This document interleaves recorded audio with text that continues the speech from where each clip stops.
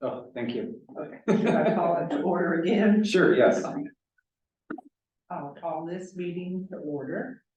I'd like to welcome everyone here, the board, the staff, and any visitors that we might have. So thank you all for coming. The minutes. Did everyone have a chance to read the minutes?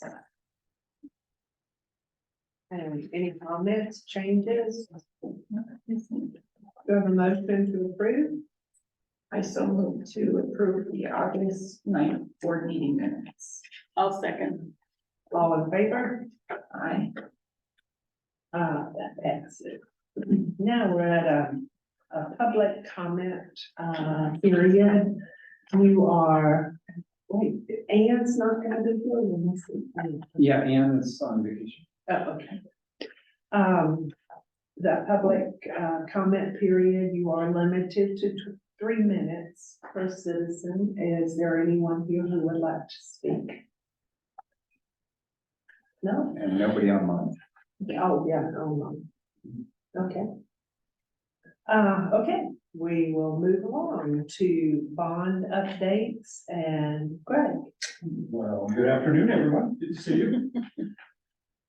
So just kind of run down through things. The overall project schedule for everything, we're doing an evaluation of that right now. I've actually drafted up a draft update to our master development schedule, and the whole team is reviewing it at this point.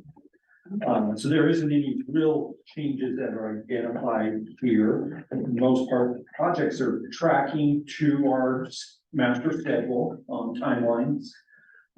We've made some adjustments here on Sisters and Lapine as we're tweaking the move-ins and seeing how that's going. It's a real rush to the finish here. A lot is being accomplished. A lot is underway at this moment. So those two are moving right along there. Sunriver tracks with them. We will start actually some site prep work out at Sunriver here, potentially this week. And ultimately, as Sisters opens up and Lapine opens up, once they're both done, then we'll close and open up temporary in Sunriver in October. And at the end of October, commence construction on all the new facilities there. Redmond is marching right along, tracking to Kirby Nagelhouse construction schedule, so that's moving well. Because the second floor. Second floor is up, right? It's getting tall. It is. And it's pretty cool, yeah, it's really beautiful to see. The wood is just incredible. Stevens Ranch is tracking right onto our schedule. We're doing really well relative to our site plan approval with the city. That actually happened quite a bit earlier than we had expected, so we got through that very timely. Our grading permit has already been approved well in advance of what we had planned.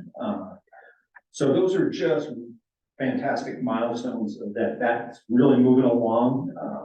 We have another permit that's in plan check right now, and it's moving along. And a major milestone for us was this week with the issuance, or actually last week on Wednesday, when Miller Hall, our architect, issued the 50% construction documents. And it's kind of our final review of plans to look at before they go to final and final design on them. They also were submitted into the city for plan check for a structural permit, and it's our first building permit that we'll get. And so those things are all just tracking right to our timelines, and so feeling good about that. The thing that we're looking at on the master schedule is to look at how we sequence the work at the end of the project. And what that is as the contractors finish up all their work and they get done building and inspections and city approvals to occupy the space. When do we bring in furniture and shelving and our early learning and our collection and when does staff get to come into the buildings and set up? And if you've gotten a chance to see what's going on in one of them, you see there's a whole lot of people running around doing a whole lot of things. It's as busy at the end after the contractor's done as it is when they're working, only with a different group of people. A whole lot of boxes. Yes. And you know, it's a big demand on the district because staff has to now set up operationally how they're gonna run the new libraries and get ready to go and get them geared back up. I'm sure there's a lot more than I know what's going on with it. Volunteers, and assignments, and you know, when they're coming from their temporary spaces now back into their permanents. So we're looking to have a cleaner separation between those two major operations, construction and FF&E and operations. Just so that there's not as much overlap. It should make a smoother transition and allow for better preparation of openings. What it will do is adjust our opening dates some, and we're trying to balance that, how much that changes, if at all, and to make sure that it's a good balance between the two. And so plan to finish that up here in September, and we'll be issuing it out. I anticipate that any adjustments will, you'll see in the October or September report that we'll review at the October meeting from a schedule standpoint. Greg, I know we Yeah. kind of want to hold questions, but this has to do with very much what you just said. How much time will the Wilpine people have to get set up and go with me? I know our grand opening is the 30th. Right. I mean, that's coming up. Are they gonna have? Yeah, so there actually, staff is in there. You know, we Okay. started loading the collection in August. Yeah. But what's happened is we're still finishing up some construction work, and we're finishing up because we overlapped them. And when we set up that schedule, Yeah. and so no, staff is in there, but they're probably only gonna have a week by themselves. Okay. We would much rather see staff have, after all the vendors are gone, a good 2 weeks Yeah. by themselves to sit there and do things. Sometimes they need the vendors, but there's a point where they probably want all of us to go away Yeah. and just get back to, let's think books Yeah. and, you know, really get prepared. So, Okay, thank you. and sisters will be very similar. Yeah. The two of them. And that's where I think that our new sequencing of the work, as we go to Sunriver and Redmond and then on to Stevens and the others, it'll be a little bit smoother. Yeah. And give staff a little bit more time. So that's kind of where we're at schedule wise. On the budget, you know, the changes and the budget report is attached there. There really wasn't a lot of changes of budget dollars of where it's being spent. What the big change was reflecting updated interest earned income. And those come from Piper Sandler and from DPL's accounts of what interest is earned. And it was a sizable amount that was reported. One was from investments that was managed by Piper Sandler, and one piece was from LGA. Yes, yeah, The state. funding. So that actually caught us up for probably about a year or so plus on that one. So it was a large amount, and that's why we saw the 1.7 million increase. Now, all of that goes into reserve contingency. It's sitting there until, you know, bond counsel completes their evaluation and advises us on any liabilities that we can owe on what can be done with those funds. And that'll be determined later this year. So that was a big change that you saw in there. Otherwise, it was very minor adjustments on a couple things. On Redmond is we were adjusting funds in between FF&E and AD. I did adjust from our contingency up And that's based on our final pricing and updated cost estimates of what we're doing exactly with, those elements.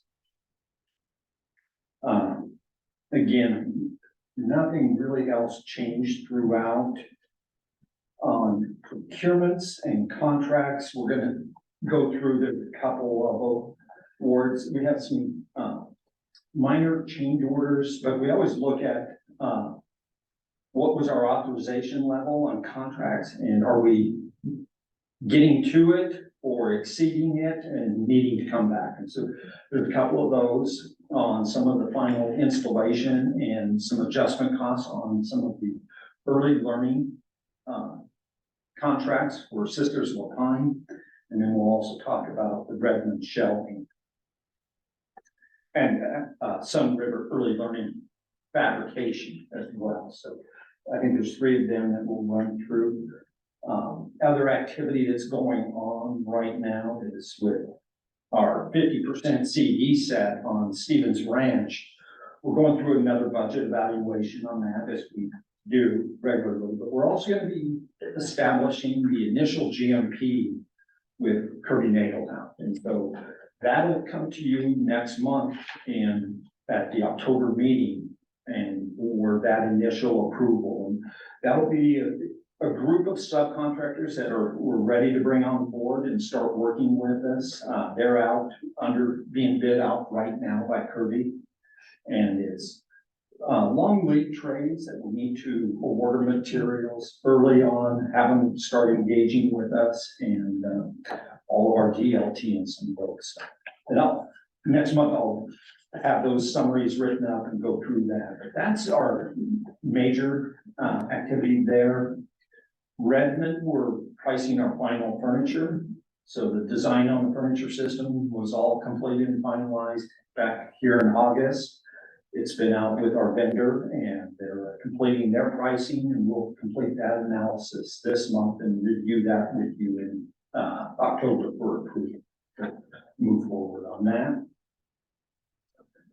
Insurance, everything is moving along. We made a couple of adjustments on our builder's risk policy for its extension date on Sisters on La Pine, just to make sure that we have ample coverage until we're 100% sure that we've completed all the construction work. Sunriver policy is being put in place right now. So it's really, there are minor amounts that are well within Todd's authorization level. So you don't see something in there, a few $1,000s in premium cost as compared to some of the bigger ones. We are pricing out Stevens Ranch builder's risk because we'll want to put that in place here near the end of the year. And so that'll come probably in November timeframe to get ready to get that authorization. But otherwise, all of our insurance is progressing. We've had a couple insurance inspections by the insurance companies. They send out their inspectors and walk our job sites, mostly Redmond, because it's ground up and big. And so, but we got really good reports, only little minor things in like add a fire extinguisher here, no smoking sign. That was at the extent of their concerns. So, which really kind of the message I get from that is, okay, our general contractor is doing a really good job of managing their job sites, which we see as we're out there, you know, keeping it clean, keeping it safe, keeping it neat and orderly. It's what you look for. And I think both of our GCs have done really good jobs of job site management. You know, it's a perception to the public. They represent us as the district, and so we want a good performance on that side from them, and I think we're getting that. The entitlements on Stevens Ranch, that was the last entitlement, so our site plan was approved in August and finalized, and the city issued out that decision, and that's allowed us to get our grading permit issued and approved, and so we're moving right along. You know, with Stevens Ranch, it's not really our entitlement, but the developers' scope of work. They're building the streets around us. I don't know if you got a chance to click on the link of the aerial. So, you know, Santorini Street is the street exactly on the east side, and they are working away on building that street right now. And all of the utilities, and that's what feeds all to us, so, that process is what allows them to finalize the final map, plat map.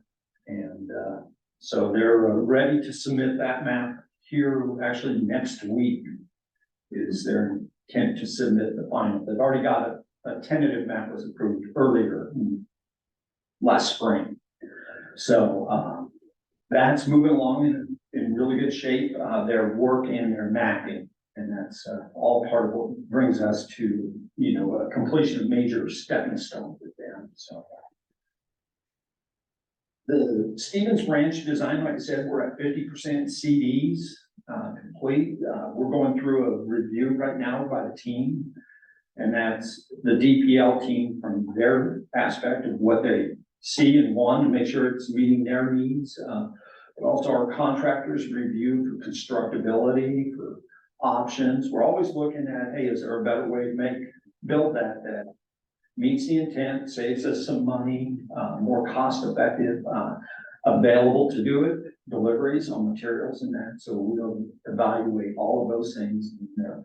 Kirby and SunWest, both of them have been really good at looking in that and giving it feedback. We also have all of the design consultants do a review. So we have a number of our other, our commissioning agent who they really dig into all of our MEP systems and review the designs and do peer review for us so that they look at what our design engineer is doing to say, hey, does this still make sense? Is it designed properly? Are we missing anything? And just kind of a checks and balances that we really like to see happen. And so that's going on right now. So it's a really big one at this phase for us on there. The early learning components are, we're going to be reviewing the next major step in them for Stevens Ranch here this month.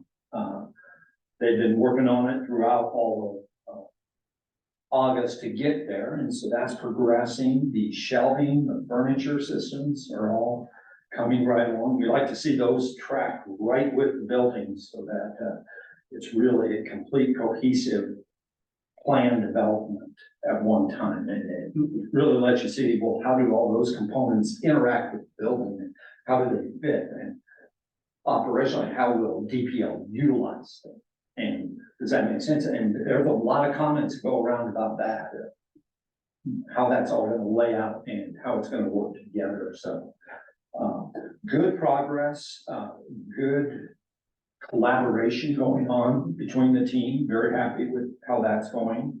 So very happy there.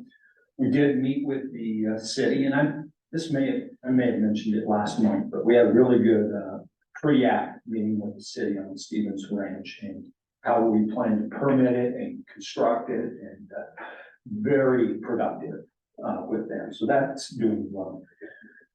Redmond is really all about construction at this point. We're done on our design. We do have our early learning design where we completed all the design development of what it is and how much and everything, which you guys have seen. And then we're just into the final completion of construction documents, and then we'll be pricing that out later this year and releasing them into fabrications. And it's moving along.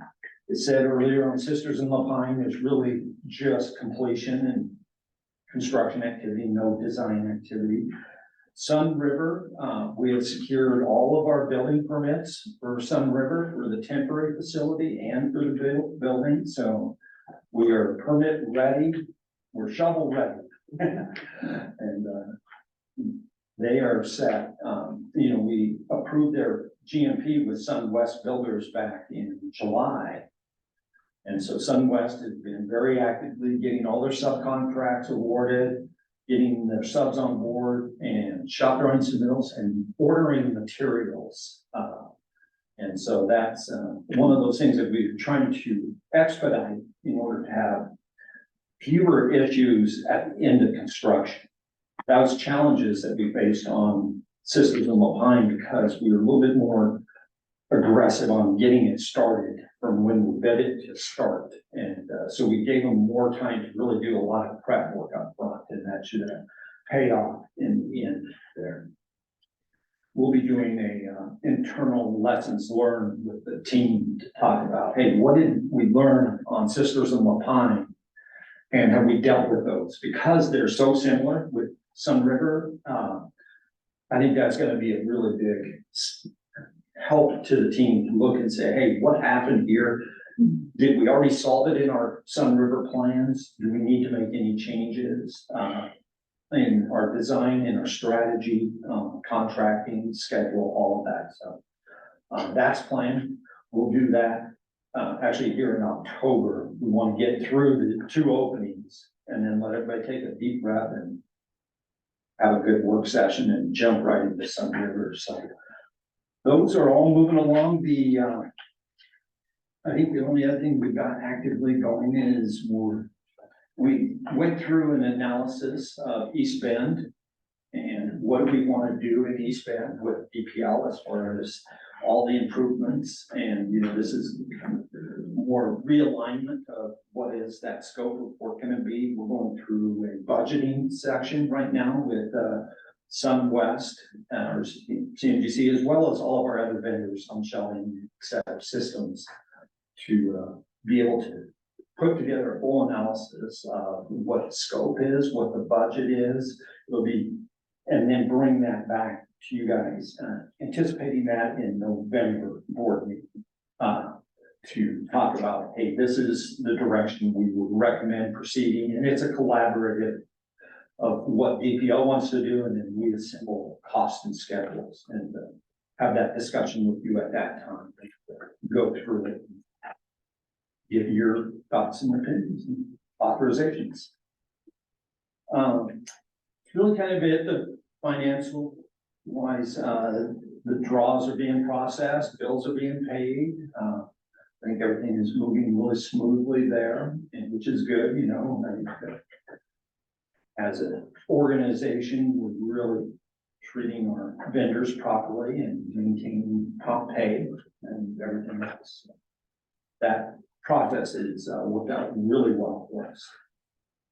I don't really have much else. There's the photos that were in the report and what questions on what's going on. Yeah. Are some of the staff on site in Sisters yet? Our staff is at Sisters. Yes. They are, so Yeah. they're already beginning to. Yeah, I think that we start receiving the collection like Not Not- yet. not Are you sister- talking about sister staff or any Sister staff? Well, the library staff. So we're in there off and on. Okay. We'll probably be starting sisters collection, on the 25th Okay. coming up. So Yeah. we need to let them finish up a few things in there Okay. before staff can get in there for shelving. Yeah.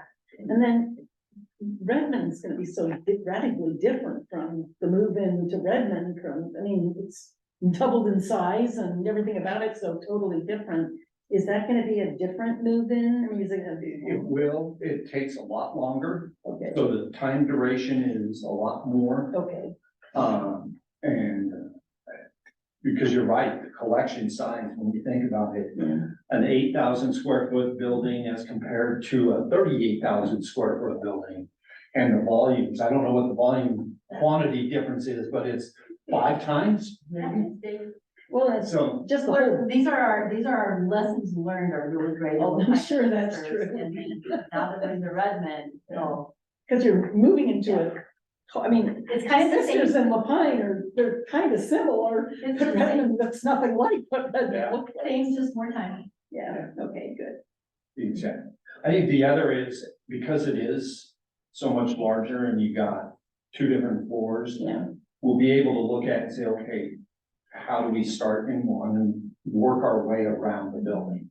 Because you can't do it all at once. I know, I wanted to ask you a question about Redmond. Which one of those 3 towers has the elevator in it? The middle one. The middle one, okay, and the other 2 ones are just stairwells? Stairs, yeah. Okay, I saw the stairs when I was looking at it. Question, Yeah. with all these permits, coming through so smoothly and early, does that mean like on, Central Live and Stevens Ranch? Will you be able to start to make those shovels work? Yeah. or- Yeah, we're, part of our schedule update is we're really looking at, we had anticipated starting work next, January, February, and, it looks like we're gonna be able to pull that up to sometime in December. Oh, great. And so right now, what we wanna make sure is that when they start work on the grading operation and the site work, which takes a certain amount of time, to get to a building pad that's ready to start digging footings and foundations. And that's our structural permit that went in last week, Okay. is that when we get those plans are reviewed and approved and to get a permit, that's anticipated in March of next year. And so Kirby's working with us to say, well, if we need this much time to get the site ready, and, yes, they're chomping at the bit. Oh, good. So we're looking at, somewhere in December now to start work, Start work. and we'll have that officially to you next month. So right now, you're just dealing with the city. Yeah. The architects, and everybody are just meeting with the city. Does it ever have to go before city council? No. Okay, that's good. Now, at this point, what we're going through is the standard building permit and plan review process, and it's with, the building department and the planning department and the engineering department. They all review it, fire department, all look at our plans, but, yeah.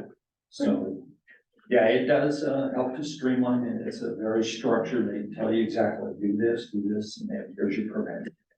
And they always ask for a pushback. Pay those permit fees. The pulling in, the UGB that's just east of it, being pulled in. Does that affect anything that we do other than what happens to people that, Not directly, no, it doesn't affect what we're doing or what the developer is doing, right around us in Stevens Ranch.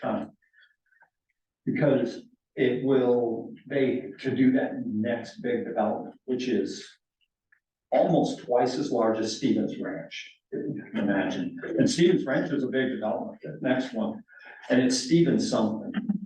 It's very similar to Stevens Tract. Yes. And, but power and water are both two big things that they'll have to do for that. They're probably gonna lag behind Stevens Ranch by 3 to 5 years. okay. But when you think about it, that whole region over the next 10 years is gonna be just every year adding additional residents and homes for, public area. And so, you're gonna be in a very high growth area that Bend is really pushing to the east. And Does the school district have a site within there also? Yeah, there's 2 school sites in Stevens Ranch. Oh, okay. I think it's 2 for a middle school and a grade school. And that housing development, it's not Hayden, who is it? At Stevens Ranch. Yeah. It's actually, it's Gary Miller who owns, and he's the developer of that. Now, who is going to build the homes? I don't know that he's going to build them all himself versus sell tracts to builders like Polish, like Hayden, or, there's probably half a dozen merchant builders like that who build residential tracts. And he will probably sell off tracts of that, where he does the land development and then says, I got 300 lots, who wants to buy them and build them? He hasn't really said exactly how he's gonna do it. He is planning that they will be starting to build homes in January, This June? this January. In that one area that. To the east of us, yes, where you see the streets going in. Yeah, So he is planning, and January is probably his aggressive date, but I think early first quarter, we will start to see, building work going on in their foundations and going vertical with buildings. And that section is called Stevens Ranch. Yeah. Okay. And there's a lot more of Stevens Ranch that he hasn't started grading on yet. So what we see in that video of what he's done is less than half of his total land area that he's still. So he goes all the way up to, Reed Market, will continue and go straight through currently there's a little cutoff road, Stevens Road. That in the long term, that goes away and Reed Market goes through with a new bridge over the canal. And his property goes all the way up to that intersection. And he'll rebuild that road over there. And so you'll see they'll continue going north with their development. But the other big part is going south from Wilderness Way. The track goes all the way down to where the Humane Society is and CEC and the county land, way down there. He has all of that land, and so their master plan takes it all the way down there. Now, as they get closer to that end, it's more commercial and industrial properties kind of between his residential and what is the county land down there and the roads. So, which I think as the master plan development, that made a lot of sense that they put that down there with what is original development. The other area that is actively and a lot of people are looking at how to develop is what they call the thumb, which is across the street from CEC and the Humane Society on the west side of 27th Street. And so from Ferguson, and as 27th goes and ties into Knott and makes that big curve, that whole area was already planned by the city. And so it's being looked at now, and that's also another big growth area that we will see happen over the coming 5 to 15 year period. Because they're going to grow that and build it out all the way over to 15th Street where Polish is doing, we looked at their site and where Caldera is. The long term is that it will also be another big part of the growth on the east side. And I don't know if you saw in the paper where the Park District bought that huge tract of land out there, which that is way forward thinking of how far the city could grow, but a great amenity for the east side. So I just think it's pretty positive. I live over in that area, so. And what about the little plot of land that we have, it's still just paving? Yeah, the thought behind it was, because the museum had expressed interest and we had discussions with them and that they chose not to go there, is that we're holding off until after the new year, till after we close on the property and it's truly under DPL's ownership to then start up and to start marketing it again. We've made some slight adjustments around the edge of that lot as our drive aisles along there. We've refined them and where we're putting light poles and where we need landscape strips. And so we made some minor adjustments to that to make sure everything fits. It's not a big issue, but just little tweaks. And so that's actually working out probably better because we can now finalize that. And the work that the developer's doing on our final plat map, they set up the 2 lots for us in there so that it's a legal lot. We have an opportunity to make these adjustments right now so that we don't have to go back and do it again. They're doing it for us. So they've been a good partner to work with the developer and their team.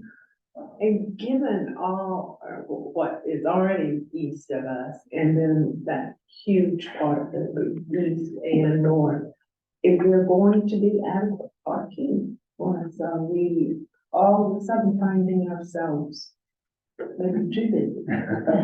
No, I think that our parking level, with some of the cities changing, they're really reducing the minimum requirements. And we haven't reduced what we planned for, so we had looked at, and the model of well, what is required, what were natural reductions that we could take in parking because of proximity to bus routes, to the amount of bike parking we provide. There's some things that the code just says, hey, if you do this, you can have this, fewer parking spaces, because it's anticipating there's more users coming from alternative ways, walking, biking, bus routes, etc. But from that, we haven't reduced down substantially. So we still have ample parking to accommodate large events and groups, a big event happening where it's going to be really full. The streets do have public parking on them. So on Santorini around us there's street parking on that. Wilderness Way is not as much because it's a major route. So yeah, I think that for the library's needs, it's going to. I think that many homes, I think, will tend to be easier for like the kids to bike over again. The communities, to walk over in. Being located in that location, that's gonna help a lot of the real close people, and then people who live further away will drive. And EV park, charging. We have EV chargers electric vehicle chargers. We have green spaces for green cars, and that helps with our LEED certification. So we're pursuing, right now, we're looking at LEED Gold on both Redmond and Stevens Ranch. So, we'd set them to achieve LEED Silver, but we are comfortably at LEED Gold on both of them. Wow. So, and yeah, so a good challenge. Team's done well. Good. Thank you. Anybody else have anything on that? If not, we'll jump into I think. Redmond Library, Shelving System, all those lists. Yeah, so this is with, our vendor is Space Saver Specialists, who manages this for us. We buy through a cooperative agreement, all of the metal shading, shelving components, and then we went out to an RFP and then an approval for our millwork vendor, who's all under Space Saver. And so this is the final pricing on everything that we have for the shelving systems for Redmond, excuse me. And the total is, as you can see there, it's $1,330,000, and that fits within our budget. These are what we've anticipated the cost. This is a big component. The single largest component really of our FF&E is this on this building.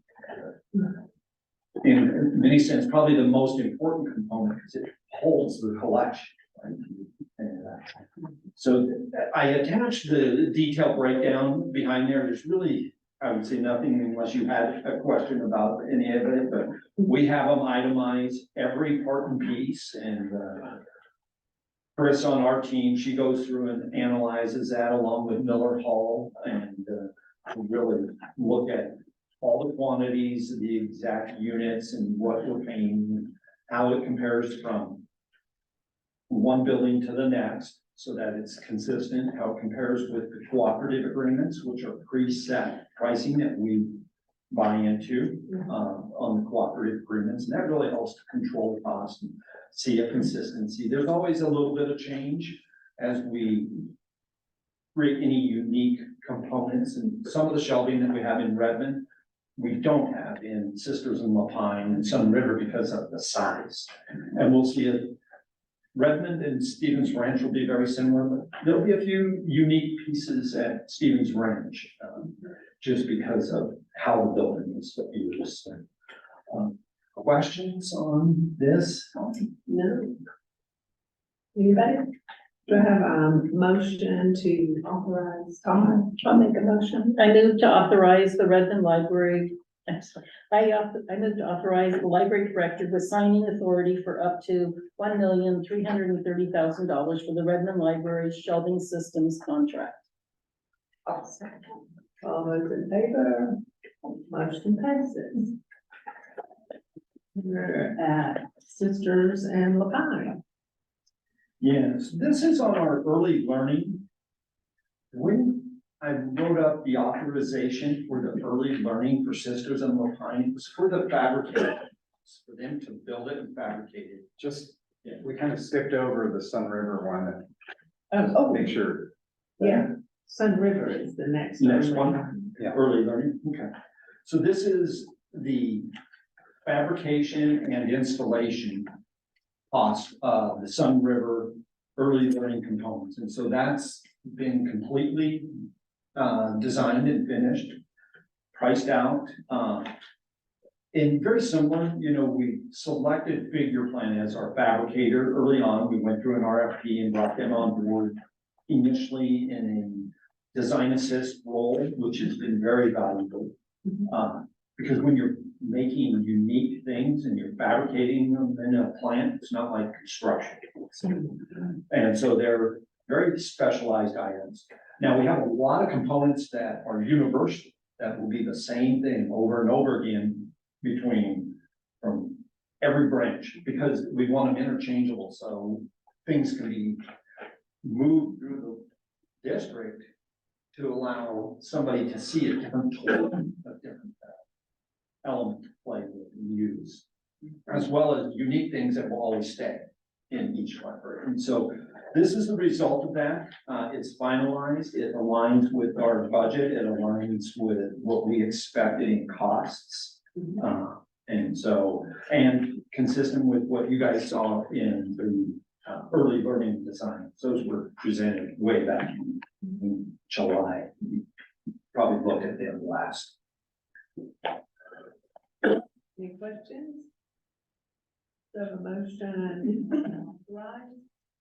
I move to authorize the library director with signing authority for up to $210,000 for the Sunriver Library's early learning component. I'll second. All those in favor? Aye. Okay, we're on to Sisters and Lapine. I did have a little preview of Sisters, but unfortunately the early learning was all in boxes. But, Yes, they do keep some of it hidden away or protected from damage. So this one, when we awarded and came back for authorization, it was for the fabrication. And we really hadn't finalized with Figure Plan how we were gonna go about the installation process. And we started down that one, so they gave us a quote on it back in June, so we knew what the cost was gonna be. And then we switched and said, okay, we're gonna reverse the order between Sisters and Lapine. And so we had some discussions with them. And one of the things that I should have brought this last month to you guys, and it just slipped through, is the authorization. What it is we had an authorization level worked on everything, but our level gets exceeded by installation cost. And so I said, oh, wait a minute, I gotta go back and come bring it back to you guys. So that is, you know, just one of the things where this is increasing that. The installation cost for each location was $15,500. And we go through how they come up with that with man hours and labor rates. And then in addition, there's an authorization. One of the things that we figured out is our walls and our floor, you know, in the older buildings have settled over time, so they're not perfectly straight and plumb, and they have little dips. And so as we started to put some of their pieces in, we were finding some gaps. And so we came up with a solution of how we would trim them in. You probably won't even be able to see what we did if they did it right, which is how we worked it out. But that was an additional cost in there that we knew of. And then I added in an additional authorization level for similar results or requirements in sisters. We definitely knew Wilhani had to make those changes. So it just brings the authorization level up to capture the installation costs and these adjustment costs. And there's no, penalty for any of these kinds of changes, it's just a movement of. Yeah, and the dollars are actually in the budget that I have for this, so it's just us being able to allocate it out to the vendor. And for Todd, because we were hitting again one of the thresholds on the authorization, we need to come back and increase that authorization level. Okay. Now, All right, any other questions? Do I have a motion on sisters and time? I move to authorize library director with signing authority for up to $545,000, $545,495 for the Sisters and Lapine Libraries for learning, fabrication, and installation costs. Second. All those in favor? Aye. Motion passed. No, I okay. think that's everything. You're on the Yes. Robert, you're on the hook. All right, so just kind of to tee Robert up. We had this interesting situation for the last 24 years with the board. We present the first quarter, second quarter, third quarter, and we never present fourth quarter because that usually comes with the audit. Right. But we, talking with Robert, really felt like that's kind of a disservice to the board because it gets lost in the audit message. Plus the audit doesn't come for another month or so. So, that's what this is, talking about that with some stipulations which are right on front. Yeah. Thank you guys for recognizing that. Yeah. Yeah, absolutely. Yeah, so as Todd mentioned, we wanted to present the fourth quarter findings. It does come with a little bit of a disclaimer, which is printed right there on the front, but just to say it for the record that obviously right now we are actively in our audit period. In fact, our audit team, third-party audit company is on site. The members of that team are sifting through our records and asking for artifacts, and we're also working with our contract CPA at Marina and Company, and they're assisting us in preparing all of the financial information that will go into that annual financial statement that we will present when the auditors present their finding. That said, as Todd mentioned, it takes a couple months to get there, and that is if everything goes smoothly. And as we saw last year, it extended further for a variety of different reasons. And so we wanted to give you at the very least a provisional look at where the numbers stand today in our fund accounting, recognizing that between now and the audit, there might be some discussion between us and the accountants and the auditors to say, this is an adjustment here or there that we need to make in order to true things up for some of the elements that we didn't recognize until we went through the audit. And it's a recognition that the audit itself has a value. In addition to the oversight, it allows us to take that final quality control look at our records and make sure that everything is 100% solid. So the numbers I'm presenting to you today are, for the most part, what you'll see in the financial report when you get the annual, but there may be some minor changes in some of the balance sheet elements or maybe some of the other elements as well. So just like we do every quarter, we start with our cash reconciliation report. You don't always get a chance to do that comparison quarter by quarter, but I do that as part of my preparation for presenting this to you. So looking at where we stood last quarter, so at the end of March 30th or 31st, 2023, we had a cash balance that was closer to about 236 million. And so our modified accrual fund cash balance did decrease by about 20 million. So and it's about 10% of our overall cash holdings. And so then we start to look at, okay, what are some of the reasons for a swing that large within one quarter? There's two main things, one of which make perfect sense. The other one, you look at that and you go, oh, I forgot that we do that every 6 months. So I'll tell you about each.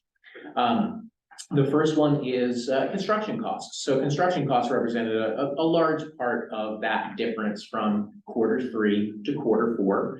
If you think about what happened in April, May, June, Redmond had just done the groundbreaking in February, March, and they were in full construction mode by April, May, June, and that's reflected here. And then, of course, our construction renovation in Lapine and Sisters had begun in that quarter. So as expected, our costs related to those construction projects did increase, which represented cash outflows, and our cash balance decreased from that.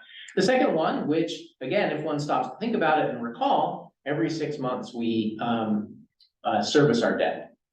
And so we gather this money through the tax assessment, which for the most part lands somewhere around November, which means Q2 and Q3 in our financials, we have that cash reserve that's collected from the tax turnover in preparation for payments against the principal and interest in June.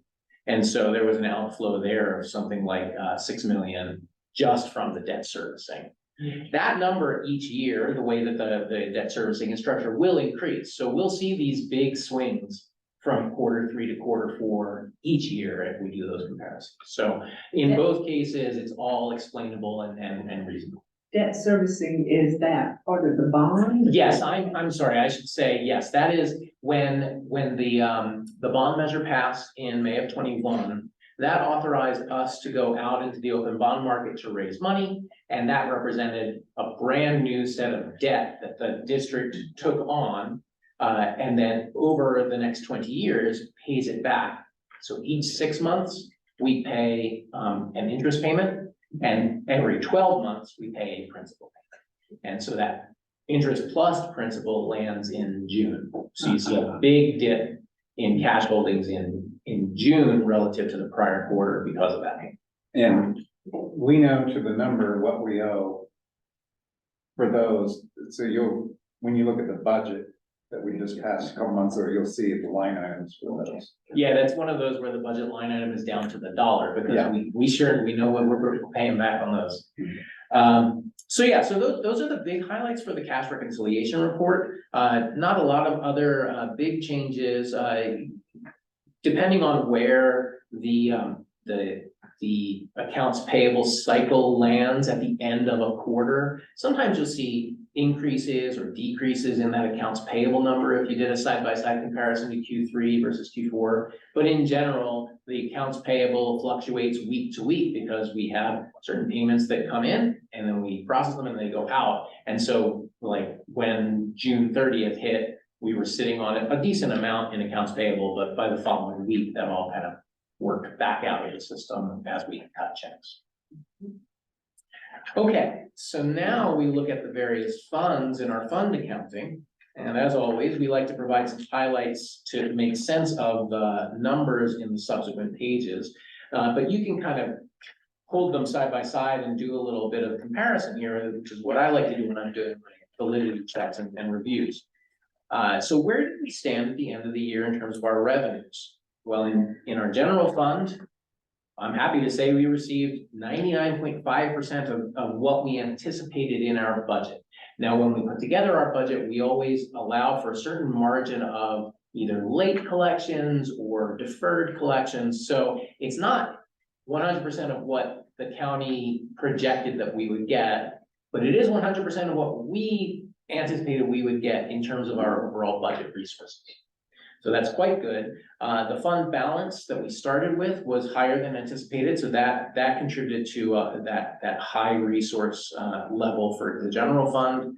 And then, of course, we've been talking about this for about the last year, but the interest rates that we've been getting from our LGIP account has been increasing above where we thought it would be when we put together the budget for 22-23. And so one of the nice things about LGIP is every month they do a comparison against the average bond rates, and they do make adjustments. So it does lag, but as bond rates increase, bond yields increase, LGIP increases as well. It's not one for one, and we'll talk a little bit about this later, but But it does increase, and that's reflected here. LGIP. That is the local government investment pool, thank you. And it is basically a large pool of resources of special districts and other governmental agencies. It represents a kind of a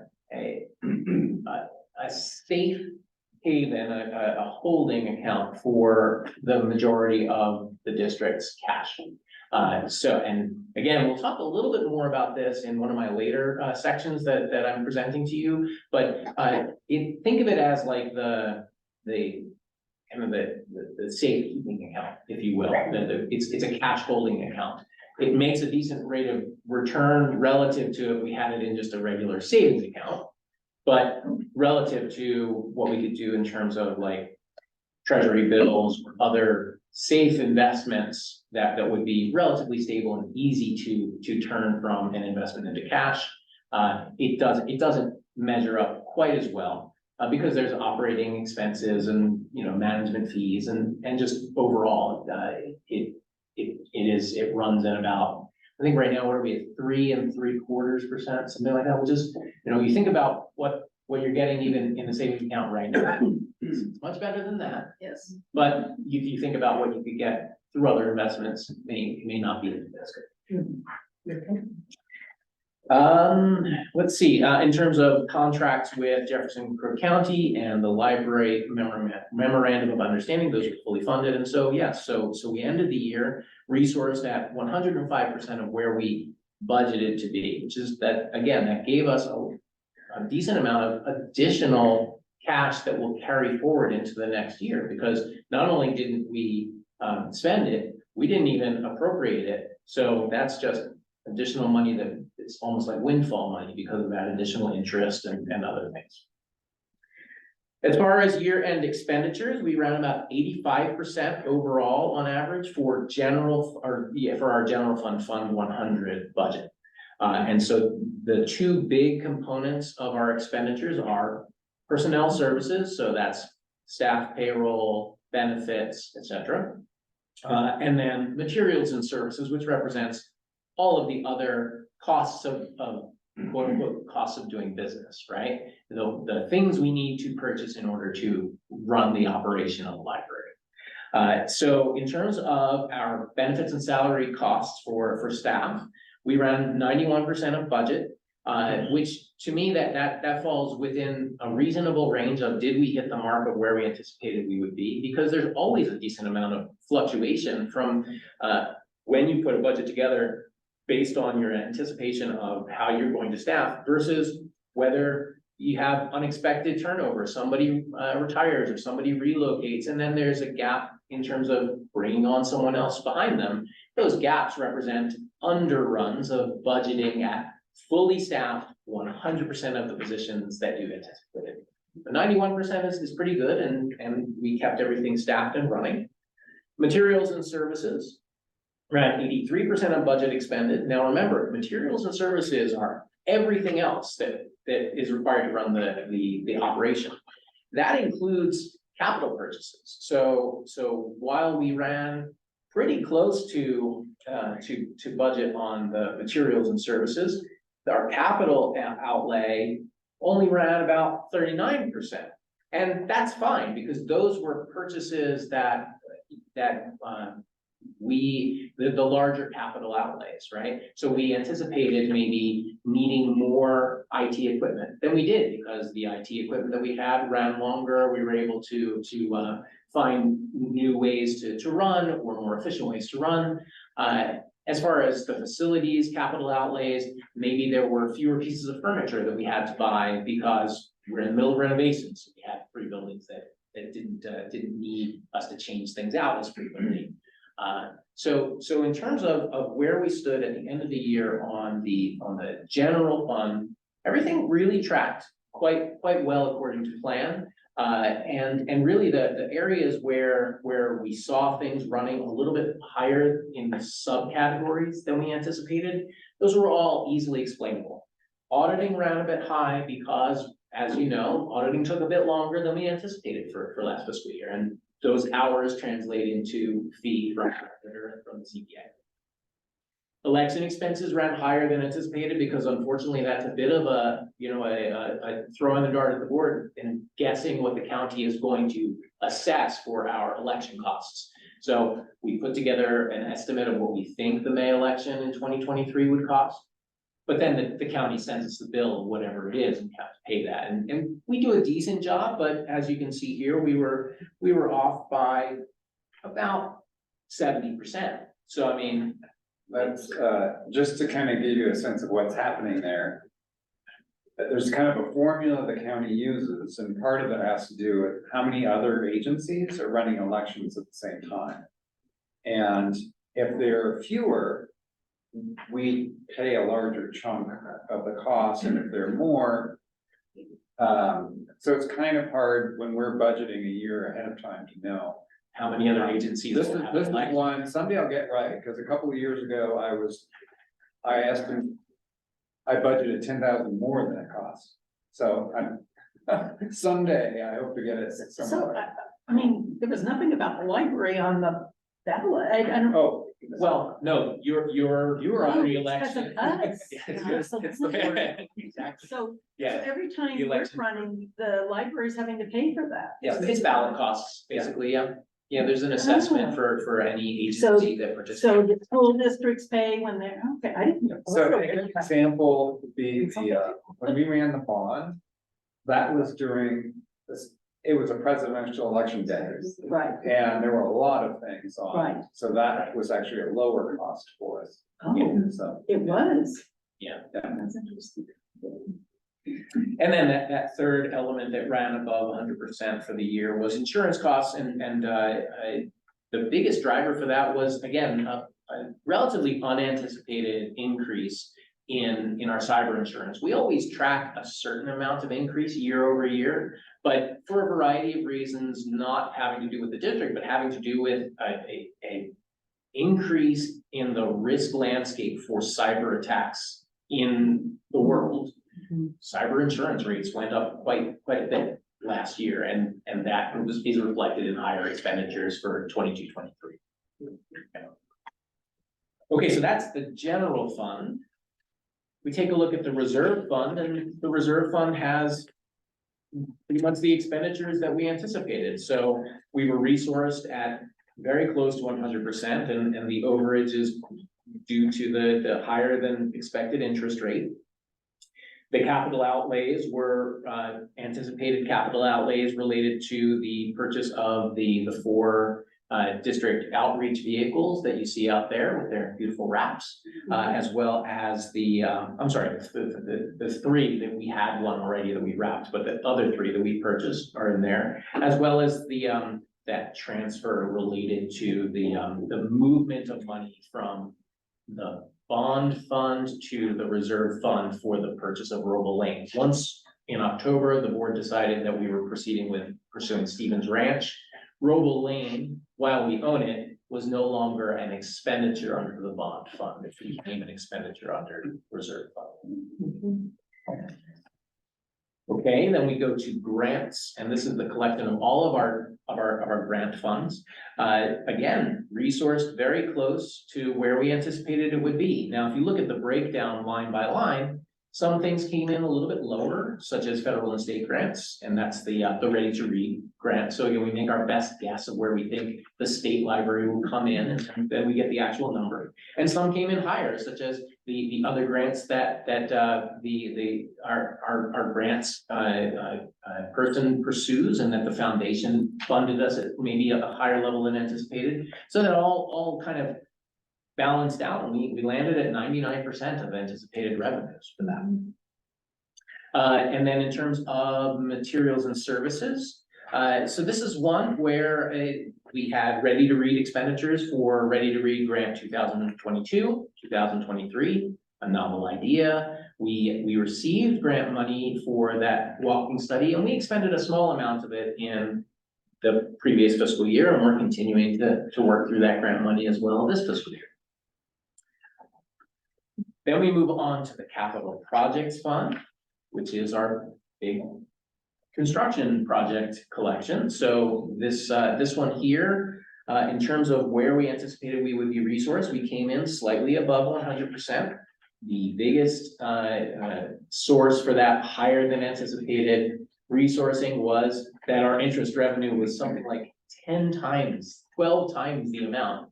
And that was entirely due to the LGIP return being higher than where we budgeted it would be.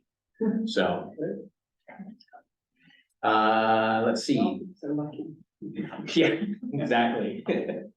In terms of outlays, we saw lower than what we budgeted for both materials and services and capital outlay. However, because there's a decent amount of unanticipated costs when we put together the budget for a project as complex as the construction project, we always ask for a higher appropriation on this particular fund in order to account for small fluctuations of unanticipated, so that we don't need to come back and ask for a reappropriation for, middle of the year for something that, because we shorted things up. And there's just too many things that can happen that you just don't anticipate until you're a few months into a project. The costs that are associated with that relate to a lot of things, but materials and services include things like moving out of 3 different libraries and getting set up in temporary locations and the rent associated with that. And then we'll see some materials and services for the move back in to the Pine and Sisters and the move out of Sunriver. Finally, we get to that debt service fund, and not surprisingly, we hit our resource number on the nose, or as close to on the nose as I think we can care to get. We did receive only about 97.7% of what we anticipated in tax, but again, the additional interest rate made up for that small shortfall. Again, here we always budget for a certain amount to carry us through for the following December's payment on those debts.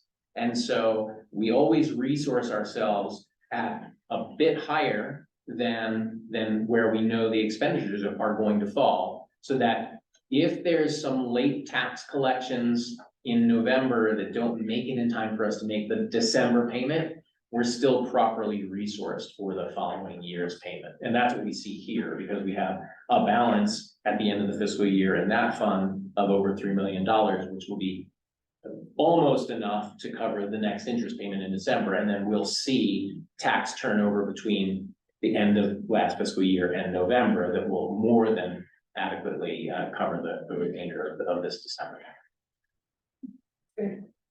So that's our Q4 provisional financial statement. Any questions? Well done. Okay. So that brings me to the next item, which is related to some of the analysis that we've done, both as part of producing this report and also in preparation for our year-end review. During the accounting review with the CPAs, we talked a lot with them, and they asked, why do you have us reviewing all of these grant funds that you haven't used in years? And I said, oh, okay, well, let's take a look at that and quantify that. And we have 38 different grant funds in the accounting where we haven't touched them, but they still carry small balances. And so the accountants still need to review, make sure everything all checks out.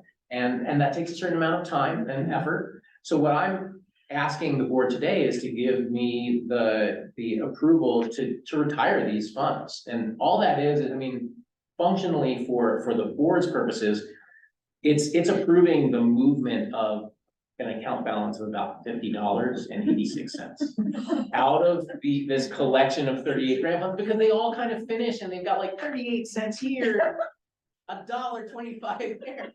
And then we just don't touch it. And functionally, it's all still in the cash that lives in our bank account at First Interstate and LGIP. But on the books, it's all scattered across all of these funds that we haven't touched in years. So I'm looking to retire these 38 funds that are on this list. Functionally, what that means is there's a journal entry on the accounts that move that balance away from those distributed 38 grant funds and puts it on the books for the general fund. I have to admit, when I read this, Yeah. and then when I read totally. You're like, oh, this seems, These are pennies. yeah, this seems substantial. There's 38 funds, and then you get to the number at the bottom, it's $50. Yes. All right, any questions on that? Do I Makes have a sense. motion? Okay. Yes, I move to approve the closure of expired grant funds in the district's fund accounting. I'll second. All in favor? Motion passes. I don't spend it all in one place. Thank you. So this next, document or pair of documents I have for you, takes a little bit of explaining like how did we get here? So let me, first start off by saying that, the district, when it issued the bond measure, we worked pretty closely with Piper Sandler to develop a really sophisticated portfolio that met what they call in public finance, that there's this trio of principles that you try and live against. That when you manage the money for the organization, for an agency, your goals are safety, liquidity, and return. And those things live in balance, but they also live in a certain amount of tension, because you could keep that money super safe. But then the cost of that is that you're probably going to get a very low return, or maybe even no return. And low or no return actually represents a certain amount of risk, because you're not keeping up with interest rates. And so you get that kind of what we consider to be like inflation erosion, right? Like if you stuff your money under the mattress, then as inflation rises and costs rise, that value of that money with no return actually erodes over time. You can't buy as much with it. So you could aim for super like low risk, but by doing that, you actually increase you increase the risk of having that amount erode. By the same token, you want to keep things liquid to some extent, because you have bills to pay every month, in fact, every week, right? We sign checks. And so you can't have it all tied up in something that you can't get at. So you need to keep it liquid. But if your monthly expenses are only about $1 million, does it make sense to have $10 million in a fund that's 100% liquid? Maybe it does, because maybe that keeps your risks low and it satisfies safety. But if you compare that against the rate of return you can get from a different kind of investment that would still be safe, but not as safe as in this 100% liquid fund, then you have to keep those things in balance, because it means that you're trading off your ability to get returns against your ability to access that money in a moment's notice. And so there's a certain amount of work that we as a district can do to take us from a place where we are now, which is compliance with regulatory, statutory, procedural compliance, to a place where we are being more strategic with the way that we invest our holdings. Right now, as we talked about, a good portion of our operating fund sits in the local government investment pool, where it receives a modest rate of return. It is completely liquid. Within 24 hours, we can transfer that money out of LGIP, move it into First Interstate, and write a check and issue that check that day. But when we compare it against what we could do working with Piper Sandler to take a portion of that money in LGIP and maybe put it into a 3-month or a 6-month treasury note, or some other very stable and very secure kind of instrument, the rate of return for that could be half a percentage point, whole percentage point better than we could get at LGIP.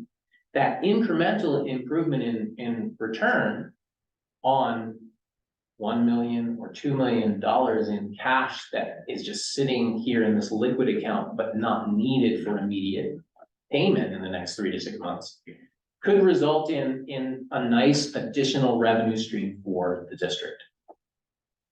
Okay, so that's kind of the background of why we put this together, because if we want to be more strategic with how we manage the cash that we have, then we need to introduce a bit more structure so that we are more accountable to the board, or are accountable to the board for the decisions that we make. Because by being more strategic, we're also taking on an additional amount of movement of that cash. And one of the nice things about keeping it all in a liquid account is you don't really have to worry about it. You don't have to expend brain power. You know where it is, you know how to get it. Whereas if we're managing a portfolio in conjunction with our investment agent, we need to be very systematic with our approach of, these are the controls we have in place, these are the procedures we have in place, and this is how we'll be accountable to the board for those decisions. So this document really signs mostly me up for reporting quarterly to this board on the status of our investment holdings. So I would likely include it as an additional sheet in the quarterly financial statement, where we would talk about what was our rate of return relative to what we could have gotten if we had just kept it all in LGIP. To answer and address those kinds of questions in terms of how much liquidity do we have on hand if there were an unforeseen expense that came along that we had to pay for immediately out of pocket. How much reserve do we have in place for those unknowns versus like what's tied up and when does it come free, and what are our plans for that over the next 3 months until the next quarter report. The other thing would be that this document is written in a way that it's drawing from best practices in the Government Finance Officers Association related to investment policies that other special districts and government agencies use. And so what that does is that brings the district into greater conformance with agencies across the country. So in terms of an overall good governance and accountability to the public for use of public funds, if we're going to do something more than put it into LGIP, this helps us to apply good governance of the public and taxpayers' money. But if we're putting it into something else for that higher rate of return. Okay. The last thing I'd say is that this outlines many of the same standards that we are already applying for our portfolio for the bond project. So when we did that, we worked with Piper Sandler to develop a set of standards. And if you skip all the way to the back to Appendix D on this report, or Attachment D, that's essentially the rules that we follow right now with the portfolio for the bond money. And it says, look, you can put it all into treasury notes and government agency bonds.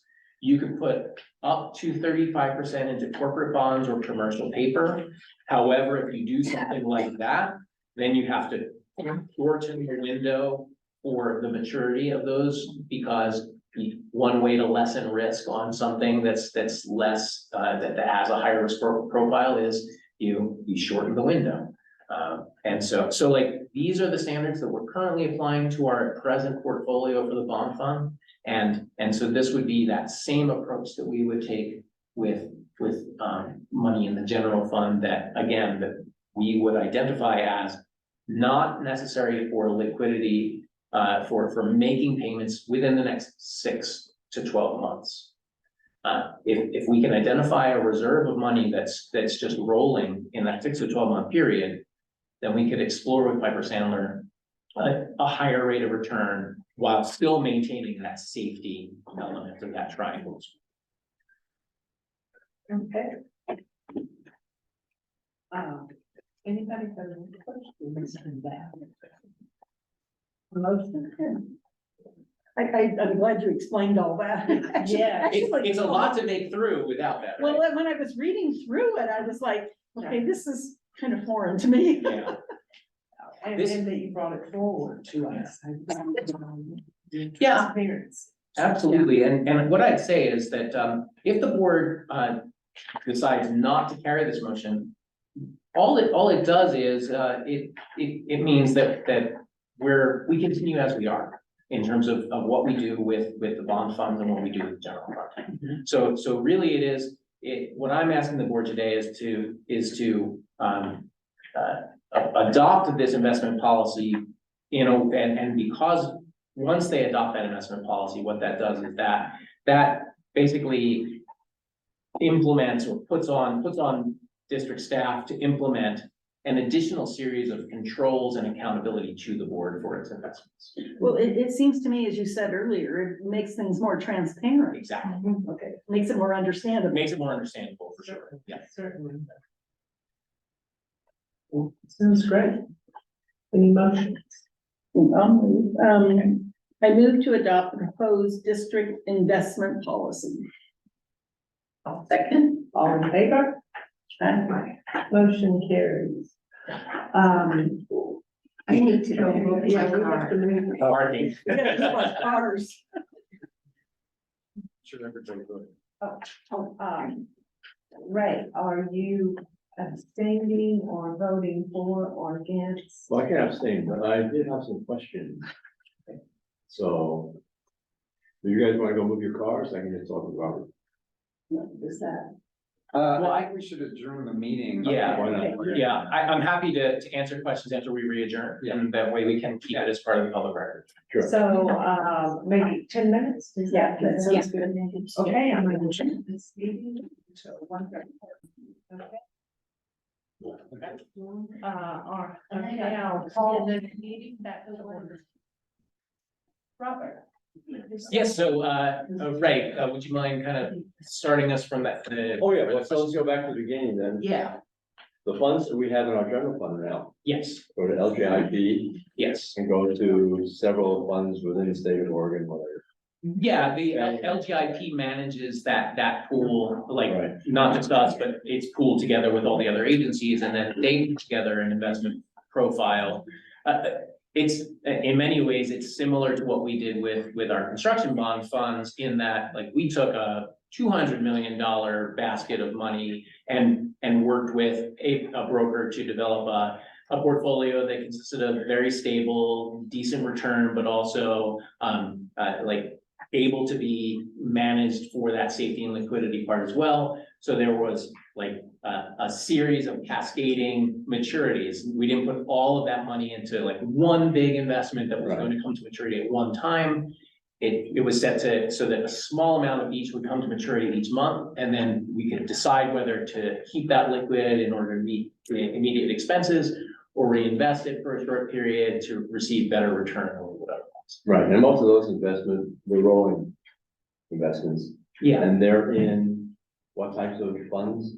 Yes, so, and thank you for reminding me. So this was the question that we decided that let's wait until we reconvene. So, the funds that we would look to use or invest under this investment policy are very similar, and in fact, they're structured identically to the standard that we apply to the bond funds that we currently manage through Piper Sandler, which is to say, the vast majority of them are invested in treasury notes, because treasury notes are very stable, and you know, kind of the gold standard in terms of security and investment risk.